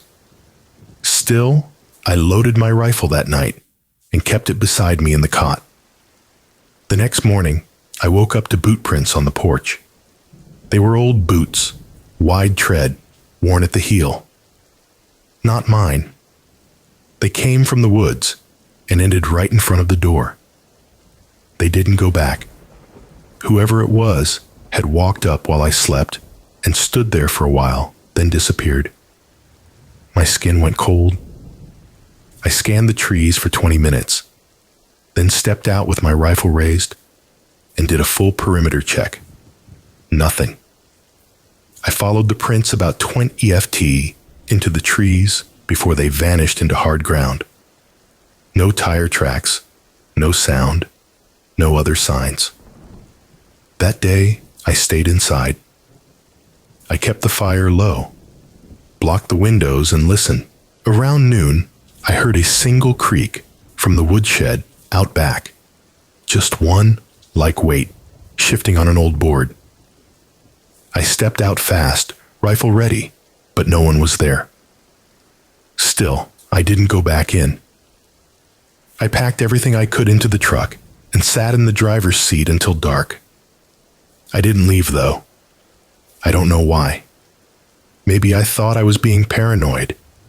Maybe I didn't want to believe that someone had come to the cabin in the middle of the night just to stand and watch. But I didn't sleep that night either. At 3:20 a.m., I heard the pump handle move. Just once. A single metallic squeak, like someone testing it. Then silence. I held the rifle tight and didn't move till the sun came up. That was the last straw. I started the truck before dawn and headed down the trail. I didn't stop to eat, didn't check the well, didn't sweep the cot, or resack the wood. I was 10 minutes down the trail when I came across fresh tracks. Deep ruts, tire marks from a wide, heavy vehicle, possibly afflated. They weren't there when I arrived. They were still wet in places. Someone had come up the night before or early that morning. I followed them for another mile and saw where they turned off into the brush through a break in the trees. I didn't follow. I made it to the main road by noon and kept driving all the way back to Eugene without stopping. Back home, I told myself it was nothing, just poachers or maybe someone squatting near the woods. But I couldn't shake the feeling that whoever it was, they weren't just passing through. They'd come all the way up that trail to stand on my porch and watch me. They didn't knock. They didn't take anything. They just watched. 2 weeks later, I filed a report with the county just in case. They sent someone up.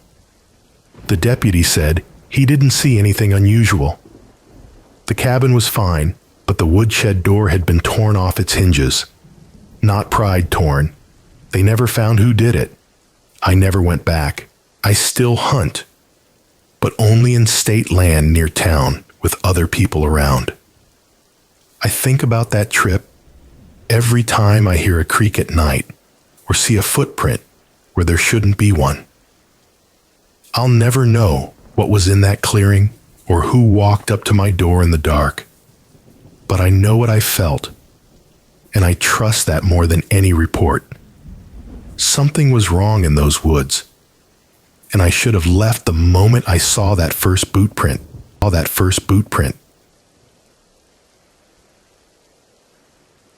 I was 39 when I decided to finally build the cabin.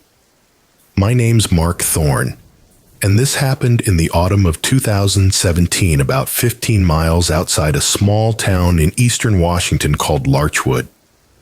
It's not the kind of place that shows up on maps unless you zoom all the way in.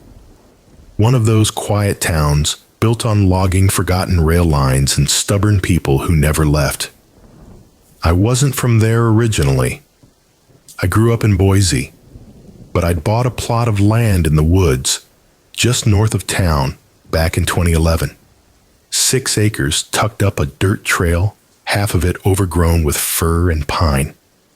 It had been cheap. No one wanted to live that far off the grid anymore. I bought the land when I still had a decent job in contracting. And back then, the plan was to build a full cabin with electricity, plumbing, the whole deal. Then life rolled over me like a bulldozer. Divorce, then layoffs, then a few years scraping by doing odd jobs. By the time I had enough saved again, I was just looking for something simple. I didn't want to wait anymore. I had some rough plans scribbled out in a notebook. Just a one-room shelter, insulated walls, a raised bed platform, a small wood stove, and enough space to store tools and gear. I figured if I started in October, I could get it sealed up before winter. I brought everything in with my old Ford Ranger, took 5 trips. The final load was mostly lumber and the last of my tools. The plan was to stay up there for a few nights, finish the framing, and get the roof on. I had a weather app, but it didn't help much out there. The rain didn't care about forecasts in the Cascades. It started coming down just as I backed the truck off the trail and onto the clearing I'd carved with a chainsaw the year before. It wasn't a storm at first, just a steady gray drizzle that started before noon. I set up a blue tarp between 2 trees so I could work without getting soaked. I remember hammering the first nails in with a kind of joy I hadn't felt in years. It wasn't just building something. It was making space for myself. Not a home, exactly, but a place that would be mine. The rain picked up just after sunset. By then, I had the frame for 2 of the walls standing. The third was on the ground, ready to lift. I was too tired to bother with a fire, so I climbed into my truck cab, wrapped up in a sleeping bag, and drifted off to the sound of rain hitting the windshield. That first night was uneventful. The second wasn't. The next morning was colder. A low fog hung between the trees. My breath came out in little clouds, and the ground was soft, thick with needles and soaked dirt. I worked from sunup until almost dark. No music, no podcast, just the hammer, the saw, and the crows. I don't know how long I worked before I noticed it. Probably a few hours. But I started getting the feeling someone had been through the site. I had left some things under the tarp overnight. My tool belt, 2 power tools, a half-full thermos. Nothing was missing, but the tarp was pushed to one side, like someone had pulled it back. I told myself the wind had done it, even though the bungee cords were still fastened on one end. I double-checked everything and got back to work. That night, I built a small fire and ate a can of beans on the tailgate of the truck. The rain had let up, but the woods felt heavier than the night before. The trees creaked in the wind, but the air was still. Around 11, I laid back in the cab again, the fire dying out in the pit. I'd ringed with stone. Somewhere around 3 in the morning, I woke up. It was that kind of waking, where your body just knows something's off. No sound, no sudden movement, just a stillness that wasn't there before. I sat up slowly, and the first thing I noticed was the fire. It was out. Not even a glow left in the embers. I looked through the fogged windshield. Everything was dark and wet. My breath caught in my throat when I saw the tarp. It was gone, not flapping, not blown back. Gone. The trees where it had been tied were still there. The cords were on the ground. I thought about getting out and checking the site, but I didn't move. I told myself some animal had dragged it off. Maybe a bear. But that didn't feel right either. I sat there in the dark until the sky started to lighten. The next morning, I searched all around the clearing. No sign of the tarp. I didn't find tracks either. Not boot prints or paws, just mud and pine needles. I tried to shake it off. I was alone in the woods. Things moved out there, but still, I started working faster, like getting the roof on would make it safer somehow. Around noon, I caught something out of the corner of my eye. Just movement between the trees, maybe 50 yards out. I looked straight at it, but there was nothing there. That was the first time I felt watched. I stopped for lunch, sitting with my back against the cabin frame chewing a peanut butter sandwich. The rain had started again, heavier this time. I was soaked through, but I didn't care. I just wanted to finish. That afternoon, I got the walls up and started nailing in the rafters. Every now and then, I'd hear a snapping twig or a shift in the brush, but nothing ever came close. I kept glancing toward the woods, looking for any sign of deer or other animals, but it was just trees, always trees. When dusk hit, I decided to sleep in the cabin frame. I pulled the truck around, parked it right next to the wall, and stretched out inside the frame, using a rolled-up coat as a pillow. No roof, no insulation, just open wood and falling rain. Still, I felt better with the walls around me. That night, the sounds were different. I don't mean louder, I mean closer. Something heavy moved just beyond the clearing. I could hear it stop and start like it was circling. Once or twice, I held my breath and thought I could hear it breathing. Not a bear, not a deer. It was slow and deliberate. Around midnight, I heard a crunch like a boot on dead wood. I didn't move. I just lay there, eyes open, the hammer clutched in my hand. The sound stopped, and everything went quiet again. When I got up the next morning, I checked the clearing again. Still no footprints, no sign of anything. But about 20 FT from the cabin, just at the edge of the trees, I saw something hanging from a low branch.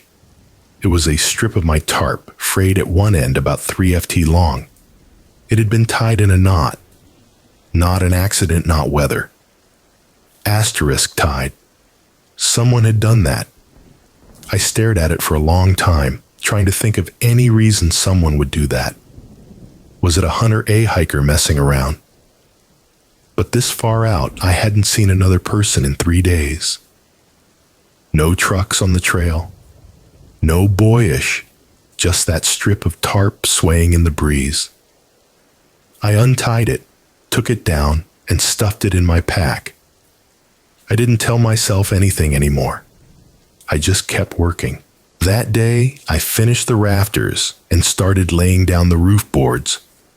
I worked through the rain, slipping once and bruising my side on a rafter beam. I didn't stop. I just wanted to close it in. By nightfall, the roof was half covered. I didn't sleep that night. I sat in the truck with the doors locked and a flashlight in one hand, hammer in the other. I thought I heard breathing again, but maybe it was the wind in the trees.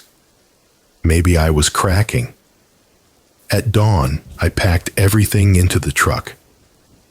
I nailed in the last roof boards as fast as I could, threw a tarp over the open section, and called it good. I didn't want to be there another night. I started the truck, drove down the trail, and didn't stop until I hit the main road. I didn't go back for 4 weeks. It was early December when I returned. I brought a friend with me that time, Jason, an old coworker who liked hunting and didn't ask questions. We went up together in his SUV with tools and supplies. The plan was to finish insulating the cabin and install the stove. I didn't tell him what happened before. I just said I needed a second set of hands. When we got to the site, I noticed 2 things right away. First, the roof tarp had been removed, not blown off, but taken down neatly and folded beside the wall. Second, there was a pile of small rocks in front of the cabin door, each one about the size of a fist, stacked into a little pyramid 6 high. Jason thought it was a joke. I didn't say anything. We finished the roof and bolted the stove into place. That night, we lit a fire inside, laid down some sleeping pads, and tried to sleep. But I couldn't. Not after what I saw just before dark. In the trees at the far end of the clearing, there was a figure. I didn't say a word. I just stood by the doorway watching. It didn't move. I couldn't make out details, just the shape. Tall, still almost blending into the trees. I turned to get Jason, and when I looked back, it was gone. I never told him. The next day, we left early. The cabin was finished, weather-tight, sturdy, a good place. But I never stayed there again. Sometimes, late at night, I still see that figure in my mind just beyond the trees. I think about the tarp, the rocks, the breathing. I still don't know who or what was out there, but I know one thing for sure. I wasn't alone. I never was. I never was. It was the fall of 1997 when I decided to take a break from the noise of the city. I was 28 then, living a cramped life in a small apartment on the edge of Seattle. The days were getting shorter, the air colder, and the trees outside my window were turning burnt orange and gold. I wanted to get away, clear my head, and spend some time with my dog. A sturdy German shepherd named Max had been with me for almost 6 years, a loyal, calm companion who never left my side. I found a cabin online, a small weathered building about 3 hours east of town, nestled in the Cascade Mountains. It was owned by an old friend's uncle who hadn't used it in years. The cabin was simple. Wooden walls, a stone fireplace, a small porch with a view of a thick pine forest. No electricity, no phone signal, no running water, except from a nearby creek. Exactly what I needed. The morning I left, the sky was overcast, heavy with gray clouds, promising rain. I loaded my old Jeep with camping gear, food, firewood, and Max hopped in, eagerly tail wagging. The drive was peaceful. The highway gave way to narrow, twisting roads that climbed higher and higher through dense forest. Around noon, I pulled up to the cabin, parked, and stepped out, breathing in the cold, pine-scented air. The cabin was older than I expected. The wood was cracked in places, the roof sagging slightly, but it felt sturdy. Inside, dust covered most surfaces, and the smell of damp wood and old smoke filled the air. I opened the windows, letting in the fresh mountain air. Max circled the cabin, sniffing everything, alert but calm. I spent the afternoon chopping wood, stacking it carefully by the porch. Max stayed close, his ears twitching at every distant sound. Birds, rustling leaves, maybe a squirrel. The only sign of human life was the occasional car on the faraway highway, and even those were rare. That night, I built a fire in the stone fireplace, watching the flames flicker and dance. Max lay by my feet, occasionally glancing toward the window as if expecting someone. The silence outside was heavy except for the occasional howl of a distant coyote. The next few days passed quietly. I woke with the sun-made coffee on a small camping stove and took long walks with Max through the woods. The forest was alive with the soft sounds of nature. Branches snapping underfoot, birds calling, leaves falling. I read old books, repaired the cabin's creaky door latch, and cooked simple meals over the fire. Max was content, as was I. But on the fourth night, something changed. I was sitting by the fire, the orange glow warming my face, when I heard a sharp noise outside. It was faint, like a branch breaking, but it made Max stiffen immediately. His ears perked up, and he growled low in his throat. I told myself it was just an animal, a deer, maybe a raccoon. The forest was full of them. Still, I grabbed my flashlight and stepped outside Max at my side. The night was darker than usual, the clouds thicker blocking the moon and stars. The trees swayed with the wind, casting long, moving shadows. I walked around the cabin, shining the flashlight into the dark forest. The beam caught on something near the edge of the clearing, a shape, maybe a person. My heart jumped. I called out softly, but no answer. Max growled again, closer now, low and threatening. I decided to head back inside and lock the door. Once inside, I checked the windows, making sure they were secure. Max sat by the door, alert and tense. I stayed up late that night, fire burning low, every creak and rustle making me jump. The next day, I found signs someone had been close to the cabin. Near the creek, I saw footprints, large booted prints leading into the forest, but none returning. They were fresh, no older than a day. I tried to tell myself it was a hunter or a hiker.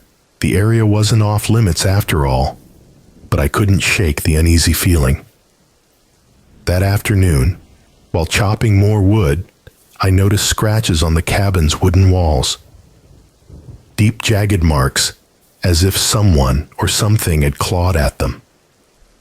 I examined them closely, and the bark of a nearby tree bore similar scratches. The patterns looked too deliberate to be random animal marks. At dusk, I sat by the fire again, Max closer than ever. The wind picked up, whistling through the trees. Suddenly, a loud thump hit the side of the cabin. I froze. Another thump, louder this time, like a heavy fist pounding on the wood. Max barked sharply and ran to the door, growling fiercely. I grabbed my hunting knife from the table, heart pounding. Outside, the pounding stopped. Then a silence so deep, I could hear my own breathing. I stayed awake most of the night listening. At dawn, the sun broke through the clouds, and the forest came alive again with light and sound. I stepped outside cautiously, inspecting the cabin walls. More scratches, and something else. Several small pieces of torn fabric snagged on the wood near the door. I felt watched. The idea wasn't pleasant, but I knew I wasn't alone. Over the next 2 days, I didn't see anyone. No footprints, no sounds. Max stayed alert, but relaxed somewhat. I tried to enjoy the calm, but my mind kept racing, wondering who had been out there. On the 6th day, I went for a longer walk, trying to push away the fear. I walked deeper into the forest, following an old logging trail. The trees were taller here, older, casting heavy shadows. I noticed a few small campsites, fire rings cold and abandoned. It made me think someone else used this area regularly. Then I found something that chilled me to the bone. A shallow pit dug into the dirt, about 5 FT wide and 3 FT deep. Inside, scattered scraps of wood, some torn clothes and bones. Animal bones, but broken and gnawed at in a way I'd never seen. Near the pit, I saw footprints again, much bigger this time. I hurried back to the cabin, my stomach twisting with dread. I felt trapped and vulnerable, so far from help. That night, the pounding returned. But this time, it wasn't on the cabin. It was on the front door. Max snarled and barked fiercely. I held the knife tighter. I stood there in the dark, waiting, my eyes fixed on the door. The pounding continued for minutes, relentless, then stopped. I waited longer before opening the door, slightly flashlight in hand. Outside was empty. No footprints in the mud, no sound but the wind. I locked the door and sat down, trying to steady my breathing. The next morning, I packed up. I couldn't stay another night in that cabin, not knowing if someone was out there watching, waiting. Driving away, I kept looking in the rear-view mirror, half expecting to see someone following. But the forest swallowed everything back up into silence. Back in Seattle, I called the friend whose uncle owned the cabin and told him what happened. He was surprised, but not shocked. He said a few locals sometimes came by. Sometimes people looking for privacy or hiding something. I never went back, but Max and I still take long walks in the park. And sometimes, when the wind blows just right, I remember those dark nights, the pounding on the door, and the feeling that someone somewhere had been watching,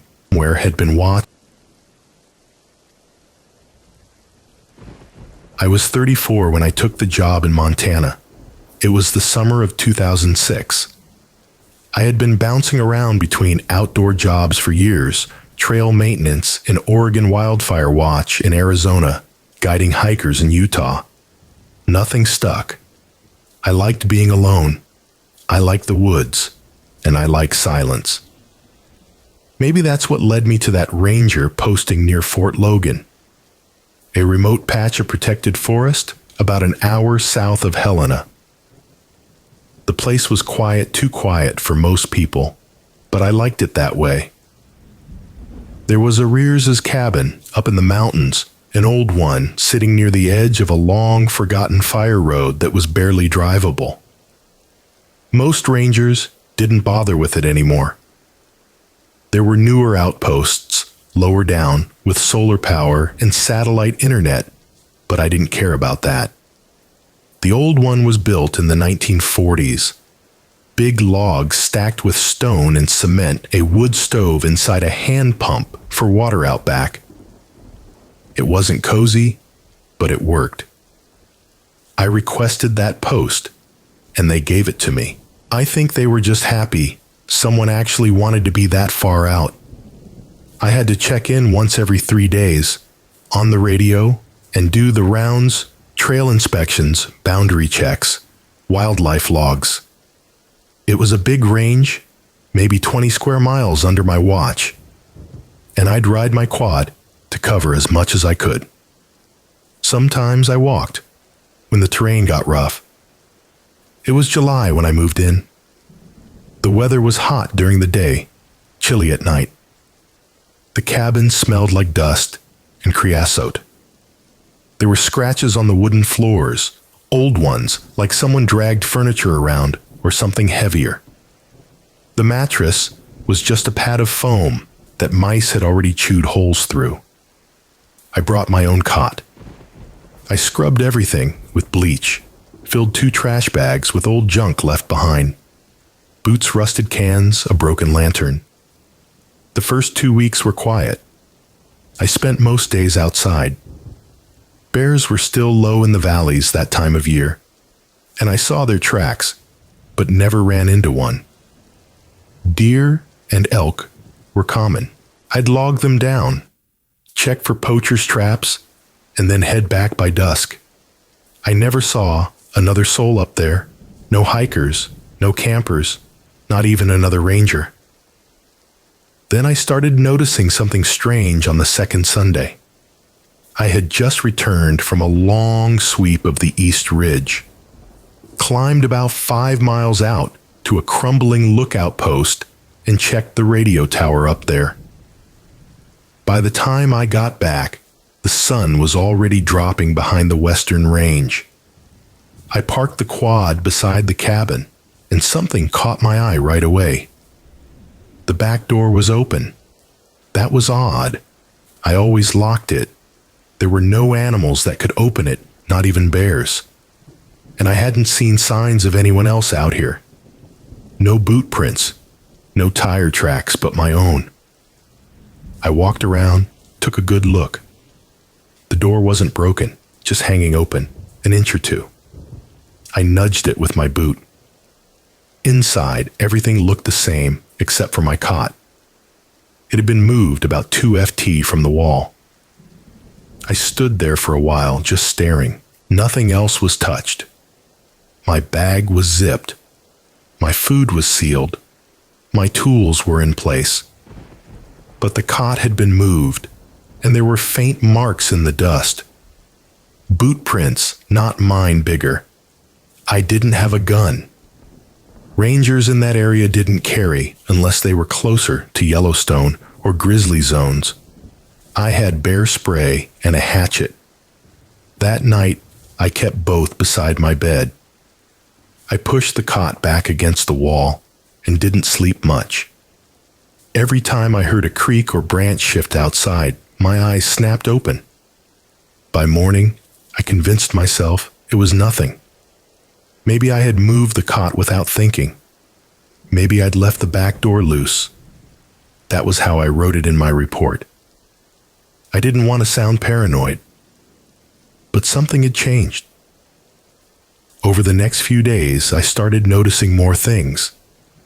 A tin mug missing from the hook above the sink. A notebook I left on the table turned a different way. A scrape on the wooden floor that hadn't been there before. Small things, easy to miss, easy to ignore, but I didn't ignore them. On the fourth day, I set a trap. I placed a twig in the back door hinge and a thin line of fishing wire across the floor just inside. Too light to be seen unless you were looking for it. If someone walked through, they'd snap it. I left a sheet of paper by the window too. Just set it down loosely to see if it moved. Then I left. I took the quad and rode 5 men down the mountain to check the fence lines near the old logging road. I took my time. Didn't come back until nearly 9 at night. When I got back, the sun was gone, and the trees were throwing long shadows. The wire inside the cabin was snapped. The twig in the hinge was on the floor, and the paper was crumpled like someone had picked it up and put it back down carelessly. But the cabin looked untouched otherwise. My food was sealed, my tools unmoved. No sign of forced entry, no sign of anyone walking up the dirt road. That night, I stayed awake. I turned off the lantern at 10:00 and sat on my cot in the dark, staring at the door. The moonlight through the window was just bright enough to see the outline of the room. At some point after midnight, I heard it. A footstep, just one, came from outside gravel, crunching underweight. Then silence. I stayed still, hardly breathing. Then another footstep closer. I didn't move. I kept the hatchet tight in my hand. Another step. Then a shadow passed by the window. Tall, wide. A man, not a bear, not a moose person. I didn't speak. I didn't make a sound. The footsteps moved around to the back of the cabin, and I heard the faint sound of the door handle turn. It didn't open. I had locked it this time. Deadbolt. Silence again. I waited. After a long while, the footsteps moved away down the hill, slow and steady. I waited another hour before I moved. I didn't sleep. In the morning, I found boot prints in the dirt. Deep ones from heavy boots. They circled the cabin and headed down the slope toward the trees. I followed them as far as I could, but they vanished into the brush. I reported it that day, radioed into base, and told them someone had tried to get into the cabin. They said they'd send someone up the next morning, but I knew that meant late afternoon at best. I was alone up there for another night. That evening, I blocked the back door with a dresser. I pulled my cot to the middle of the room. I kept the hatchet beside me again and a flashlight in my hand. The man didn't come back that night, but something else did. At around 2:15 in the morning, I heard a scratching sound. Not at the door, underneath the cabin, like nails on wood. The cabin was raised slightly on stacked stone footings, with maybe a foot or so of crawl space beneath. Something was under there. I crouched on the floor and held my breath. The scratching stopped. Then came a thud, then silence. I waited. Nothing else. At first light, I went outside and circled the cabin. I found a small hatch at the back. I hadn't noticed before, leading under the floor. It was sealed shut, padlocked, but the lock was rusted and broken, hanging open. I pulled the hatch open and shined my light under the cabin. There was a sleeping bag down there, a worn, dirty sleeping bag, crumpled against the beams, a plastic bag of food wrappers beside it, empty cans, a stained water bottle. Someone had been living under my cabin. I backed away slowly. My stomach felt cold and tight. I called it in right away, told base everything. They told me to stay put, and they'd send a wildlife officer and 2 deputies up the mountain. They got there by mid-afternoon. The officers searched the crawl space and took the evidence. They found old rappers' tools and even a torn map with markings on it. Circles around certain trails, lines through others. The sleeping bag was filthy, probably hadn't been cleaned in years. They didn't find the man. The deputies set up a motion camera on the trail and another near the back door. They left it there for a week. In that time, I was told to stay in town at the ranger station. I didn't argue. A week later, they pulled the footage. 3 nights after I left, someone came back. The camera showed a man, late 50s, maybe wearing army surplus gear beard, down to his chest, long hair tucked under a cap. He walked straight up to the cabin, tried the door, then crawled under it. Stayed there all night, didn't come out till morning. They ran his face through local law enforcement records and found nothing. No ID, no name. They never caught him. I didn't go back to that cabin. I requested transfer to a lower station, and they gave it to me without asking questions. The old cabin was sealed off, the hatch welded shut, the logs bolted. No one stays up there anymore. I still think about that man, how long he'd been under there, how many nights I'd slept above him without knowing. I still wonder what his plan was. If I hadn't moved the cot, if I hadn't heard that step. I don't take remote jobs anymore. I still love the woods, but I sleep where other people are. I double-check the locks.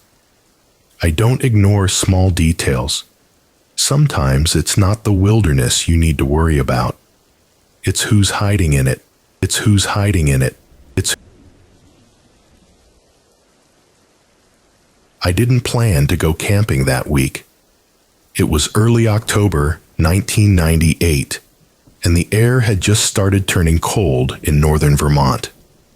The leaves were halfway through their change, a mess of burnt oranges and deep reds, and the sun was setting earlier each day. I was 32 years old, been working a desk job in Burlington that left me drained and restless. I needed time away from noise people and the endless hum of the city. The cabin wasn't mine. Not exactly. It belonged to my Uncle Tom, who lived further north, close to the Canadian border. He was a quiet man, a hunter mostly, and he had handed me the keys a few years back, saying I could use it anytime I wanted peace. I'd never stayed there alone before. The thought of spending a few nights by myself in that old wooden cabin felt like a small adventure, something to clear my head. I left the city just before dawn, packed lightly, and drove north. The road twisted and narrowed as I passed through small towns that looked like they hadn't changed in decades. Old gas stations, a rusty diner here and there, a few farms where I saw only the distant shapes of cattle or horses. The last few miles were on a gravel road that shook the car as I drove. The cabin sat on a ridge overlooking a wide valley, the kind you'd see in old postcards. Thick woods surrounded it, pine, maple, birch, and the lake was just down a steep hill behind the trees. When I pulled up, the cabin looked just as I remembered. Rough timber walls stained dark by years of rain, a stone chimney rising from the roof, and a wooden porch with a broken rocking chair. The windows were dusty but intact. A faint smell of woodsum smoke lingered in the air. I unloaded my bag slowly, taking in the silence.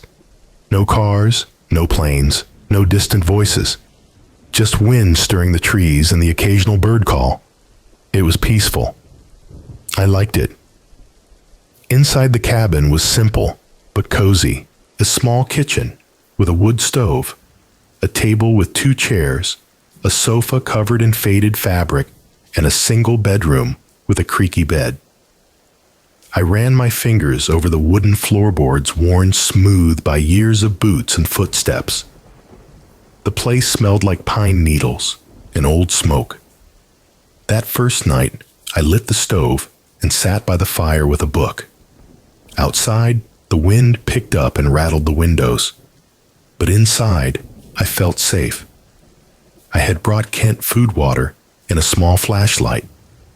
No phone reception, but that was the point. I fell asleep early. The second day, I woke before sunrise and stepped outside. The cold air hit my face sharp and clean. Mist hovered over the lake, making the water look like glass. I made coffee on the stove and watched as the sun slowly rose, casting golden light over the trees. I spent the morning hiking around the property, following faint paths my uncle had once marked. The forest was thick and quiet, the ground soft, with moss and fallen leaves. I found an old hunting stand high up in a tree, rusted but still sturdy. I climbed it, and from there I could see for miles the valley stretching out like a patchwork quilt. Around midday, I returned to the cabin and tried to read again. But the silence started to feel heavy. I wasn't used to being alone like this, and the woods felt different, thicker watching. I told myself it was just my imagination. That night, something changed. I was lying in bed, the wind howling outside, when I heard a faint noise, a scraping sound near the back door. I froze, listening. It was quick, almost like a branch brushing against the wood. I grabbed the flashlight and crept downstairs. The porch was empty. The forest edge beyond the clearing was dark and still. I checked the windows. Nothing. I shook my head and went back inside, locking the doors. Sleep didn't come easily after that. The third day, I decided to explore further. I packed a small bag with water and food and followed a stream I hadn't noticed before. It twisted through the trees, leading to a clearing with a stone foundation, an old cabin long abandoned. The walls had fallen, and moss covered the stones, but I could tell someone had lived here once. I felt a strange chill standing there, like the place remembered something.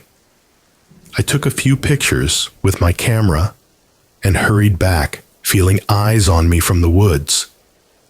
Back at the cabin, I locked the doors again. The wind was quieter now, but the night felt colder, darker. I lit the stove and sat with a baseball bat beside me just in case. That night, the noises came again, louder this time. Footsteps crunching leaves, a low thump against the walls. I could hear breathing outside, shallow and ragged. I stayed awake until dawn, my eyes scanning the windows, my heart pounding. The fourth day was tense. I didn't leave the cabin. I kept the doors locked and the back closed. The silence was broken only by the occasional snap of a twig or rustle of leaves. I caught glimpses of shadows moving at the edge of the trees. I knew someone was out there. I debated what to do. I didn't want to call for help and look foolish if it was just animals or my imagination, but I was scared. That night, I prepared myself. I set a few makeshift traps outside. Rocks balanced on sticks, a tripwire made from fishing line, anything to alert me if someone tried to approach. I stayed up all night listening. At around 3:00 a.m., the tripwire snapped the rocks clattering to the ground. My heart jumped. I grabbed the bat and edged to the door, shining my flashlight out. I saw a figure crouching in the shadows just beyond the porch light. The beam caught a glimpse of a worn jacket and a face partly hidden by a hood. The figure froze, then disappeared into the woods. I called the police from a payphone in the nearest town the next morning. They said they would send someone out, but it would take a while. I stayed inside the cabin the rest of the day, watching the forest edge. No one came close again. The fifth day, the police arrived. 2 officers drove up in a truck and searched the area. They found footprints around the cabin. Large, dirty boots, not like any animals. They said it looked like someone had been watching me, maybe even living nearby. I packed my things that afternoon. The experience had shaken me more than I expected. The peace I wanted was gone, replaced by a deep unease. As I drove away, I looked back once at the cabin standing silent among the trees. The forest seemed calm again, but I knew it was only waiting. The woods hold their secrets, I realized. And sometimes, those secrets are people you don't want to meet, people you...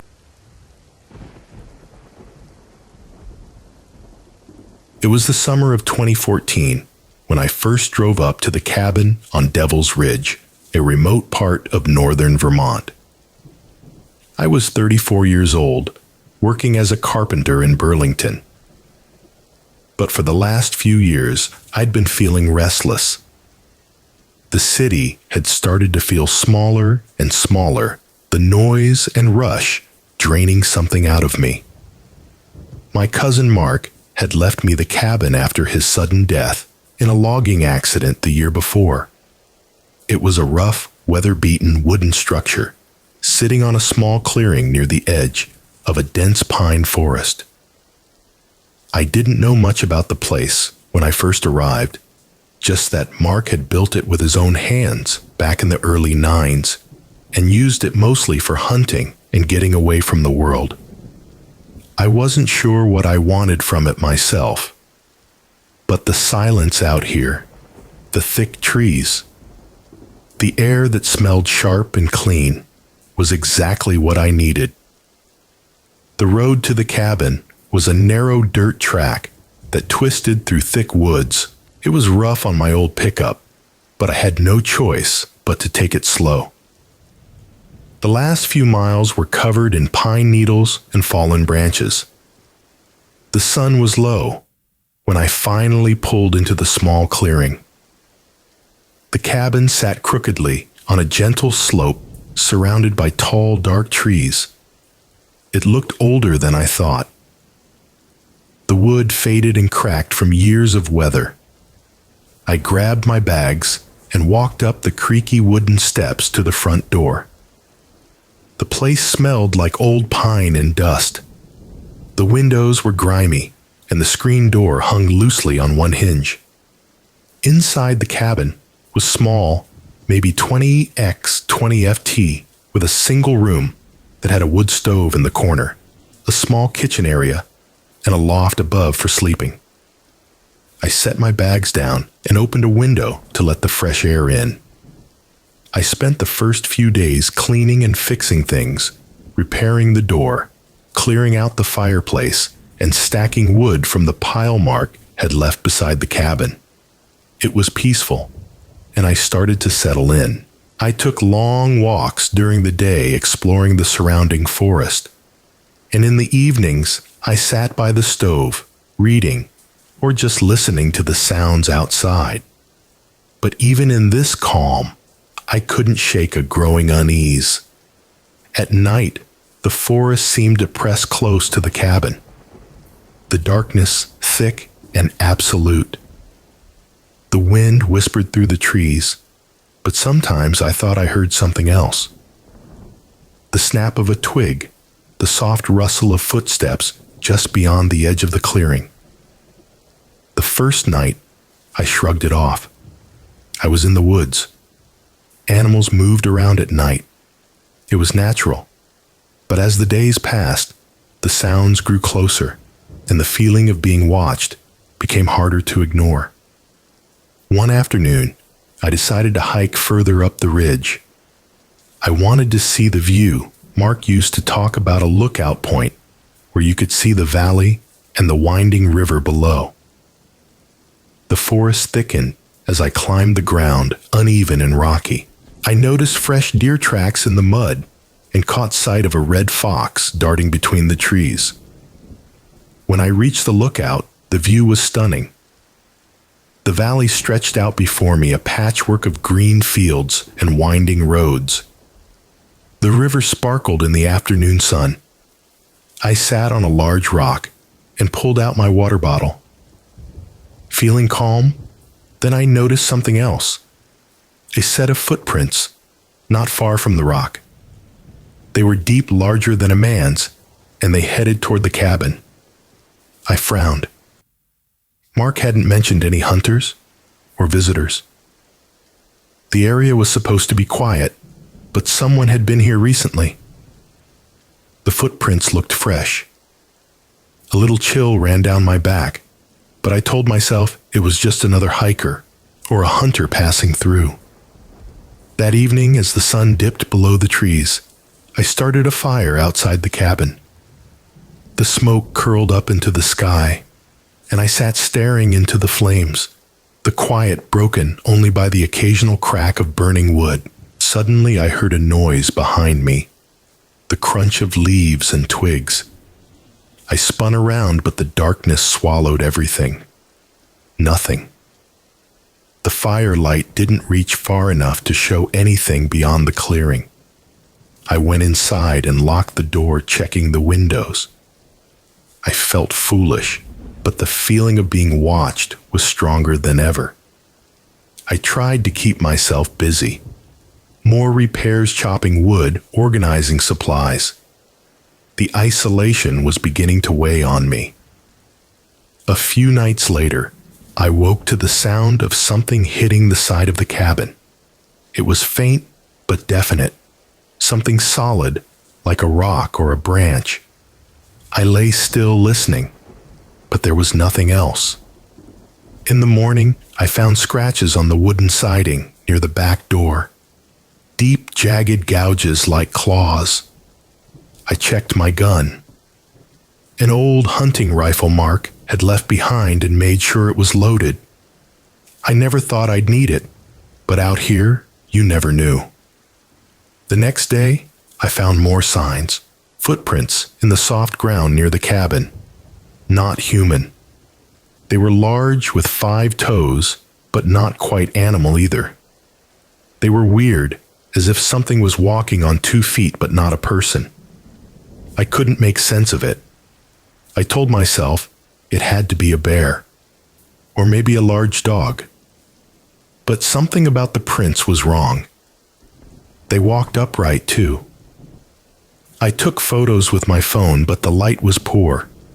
The woods around the cabin started to feel hostile. The quiet wasn't peaceful anymore. It was heavy, as if the trees were watching me back. The wind no longer felt like a breeze, but like a warning. One afternoon, I went out to check the trap line Mark had set up near a small stream. The traps were old, but still functional. When I reached the area, I found one trap snapped shut, empty, but there was no sign of the animal it caught. Instead, the ground around the trap was disturbed. the dirt torn up as if something had dug it out. I looked up and saw deep scratches on the trees nearby, higher than any animal could reach. Claw marks gouged into the bark. I felt like I was being watched again and hurried back to the cabin. That night, the noises outside were relentless. Branches breaking twigs, snapping something heavy moving through the underbrush. I stayed close to the fire rifle in hand. At one point, a loud thud against the cabin's side made me jump. I shone my flashlight out the window, but saw nothing. I tried to call for help, but there was no cell signal. I was truly alone. The next day, I decided to leave. I packed my bags, loaded the rifle, and drove back down the ridge. I didn't look back. The city didn't seem so bad after all. But as I drove down the dirt road, I caught sight of something standing at the edge of the forest. A tall figure barely visible among the trees. It didn't move. It watched me until I disappeared from sight. Weeks later, I couldn't stop thinking about the cabin, the feeling of being watched, the strange footprints, the scratches, the noises, none of it made sense. Mark's accident had been ruled a logging mishap, but now I wondered if the isolation had hidden something darker. I spoke to a local game warden who had worked the area for years. He told me stories about people going missing around Devil's Ridge hunters who never came back strange noises in the night. He said the forest was home to many animals, but sometimes something else lived there.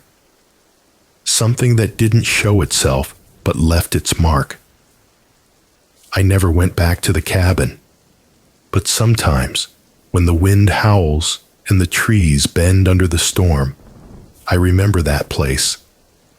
The silence, the dark, and the feeling of eyes just beyond the firelight, beyond the fire.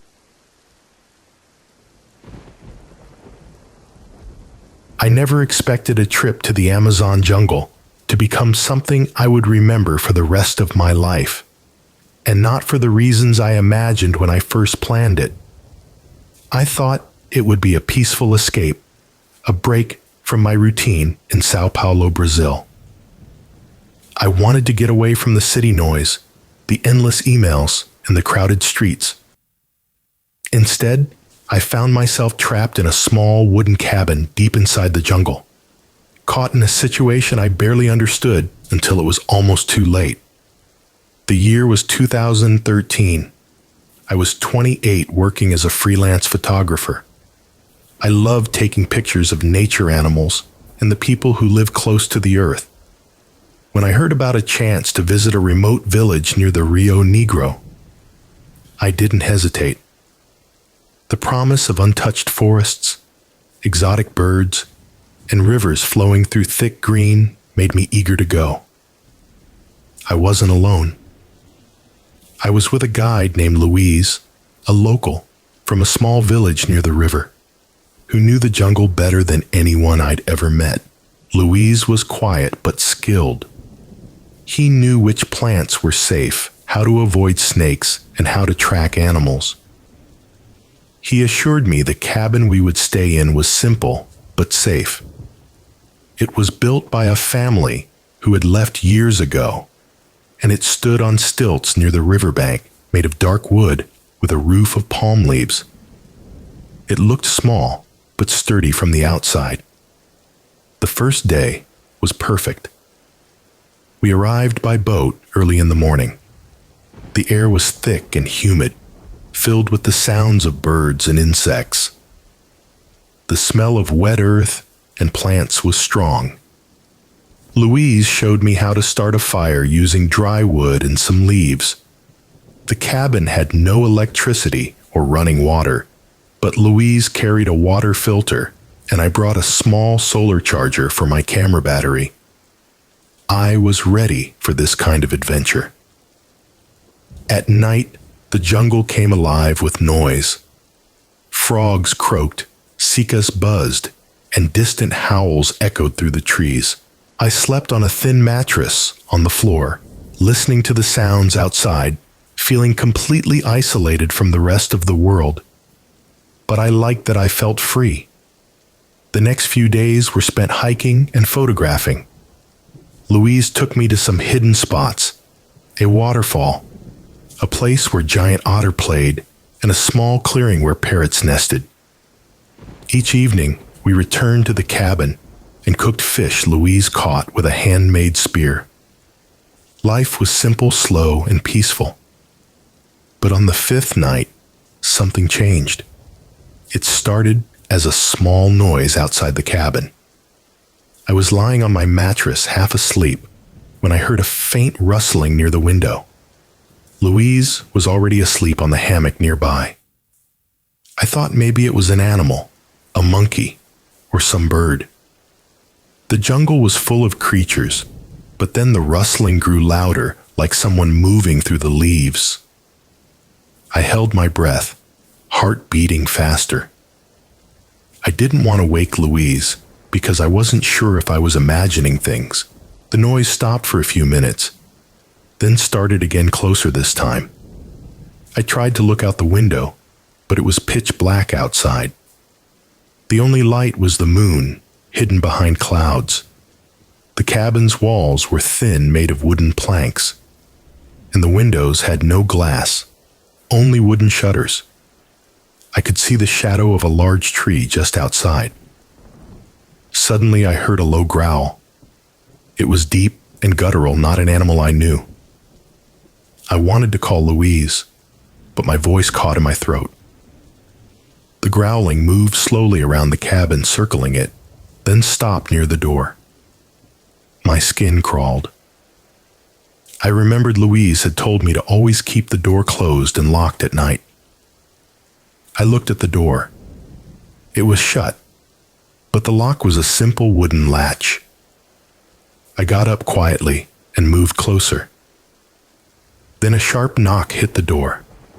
Hard, deliberate, and slow. I froze. The knock came again 3 times. I didn't know what to do. I thought maybe it was a lost villager or a hunter, but at this hour, no one should be outside in this part of the jungle. My hands trembled as I reached for the small knife I always kept in my bag. Louise stirred in the hammock, but didn't wake up.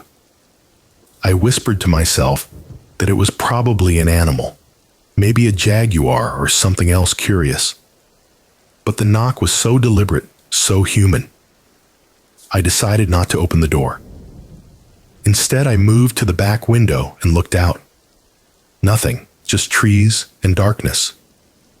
The jungle was quiet again, except for the usual night sounds. I returned to the mattress, trying to calm down. My heart was pounding like a drum. I stayed awake for hours, listening for any more sounds, but nothing came. The next morning, Louise noticed I hadn't slept well.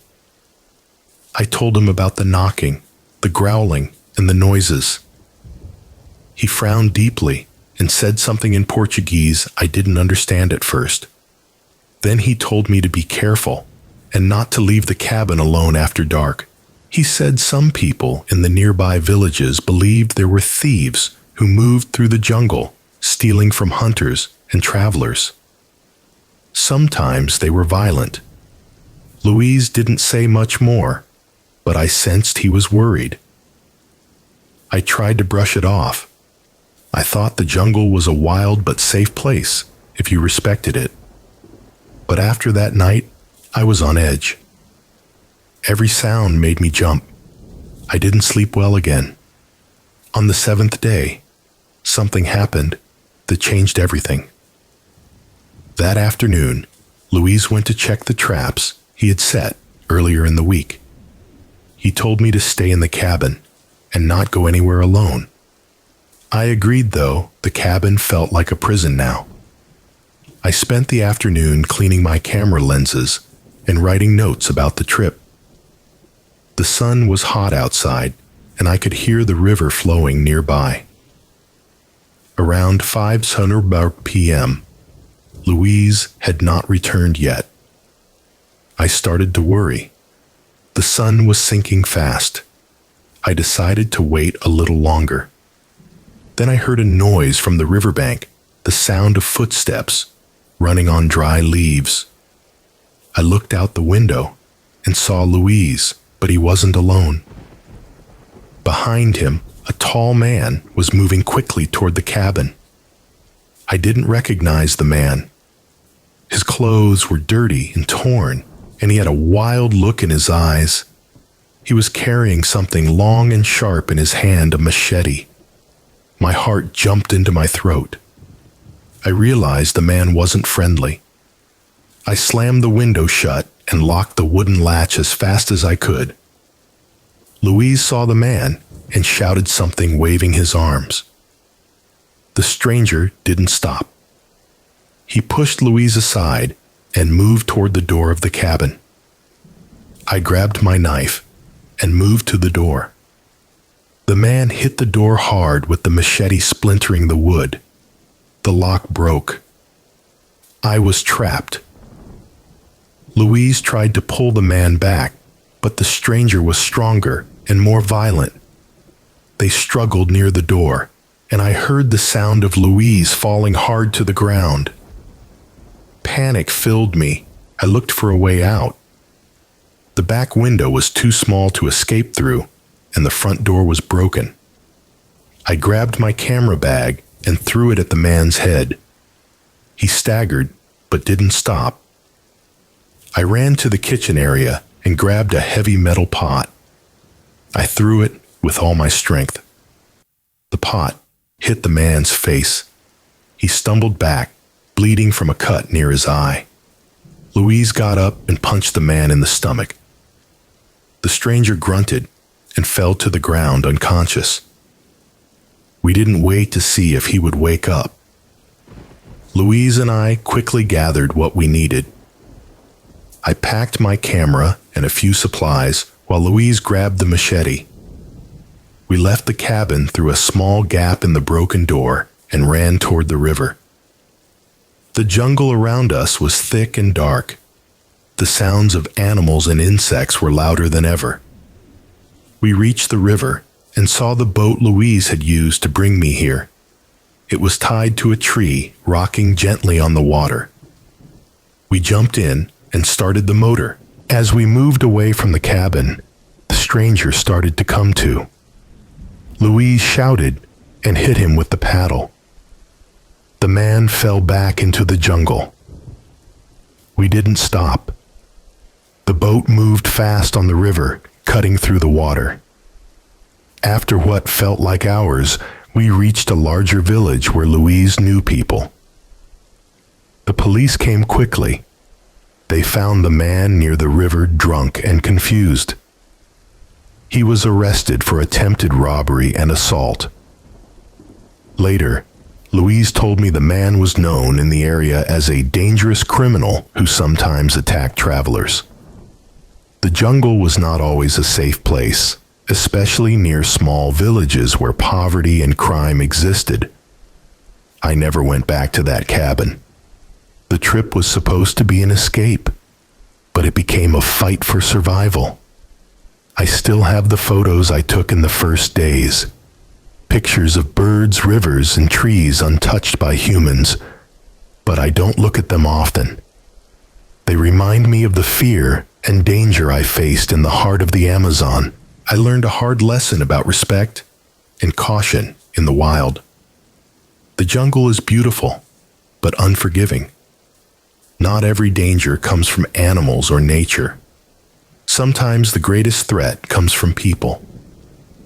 Now I stick to safer trips, but every once in a while, I think about that cabin by the river, the night of the knocks, and the man with the machete, and I feel a cold shiver down my spine. Because the jungle doesn't forget, and sometimes neither do I.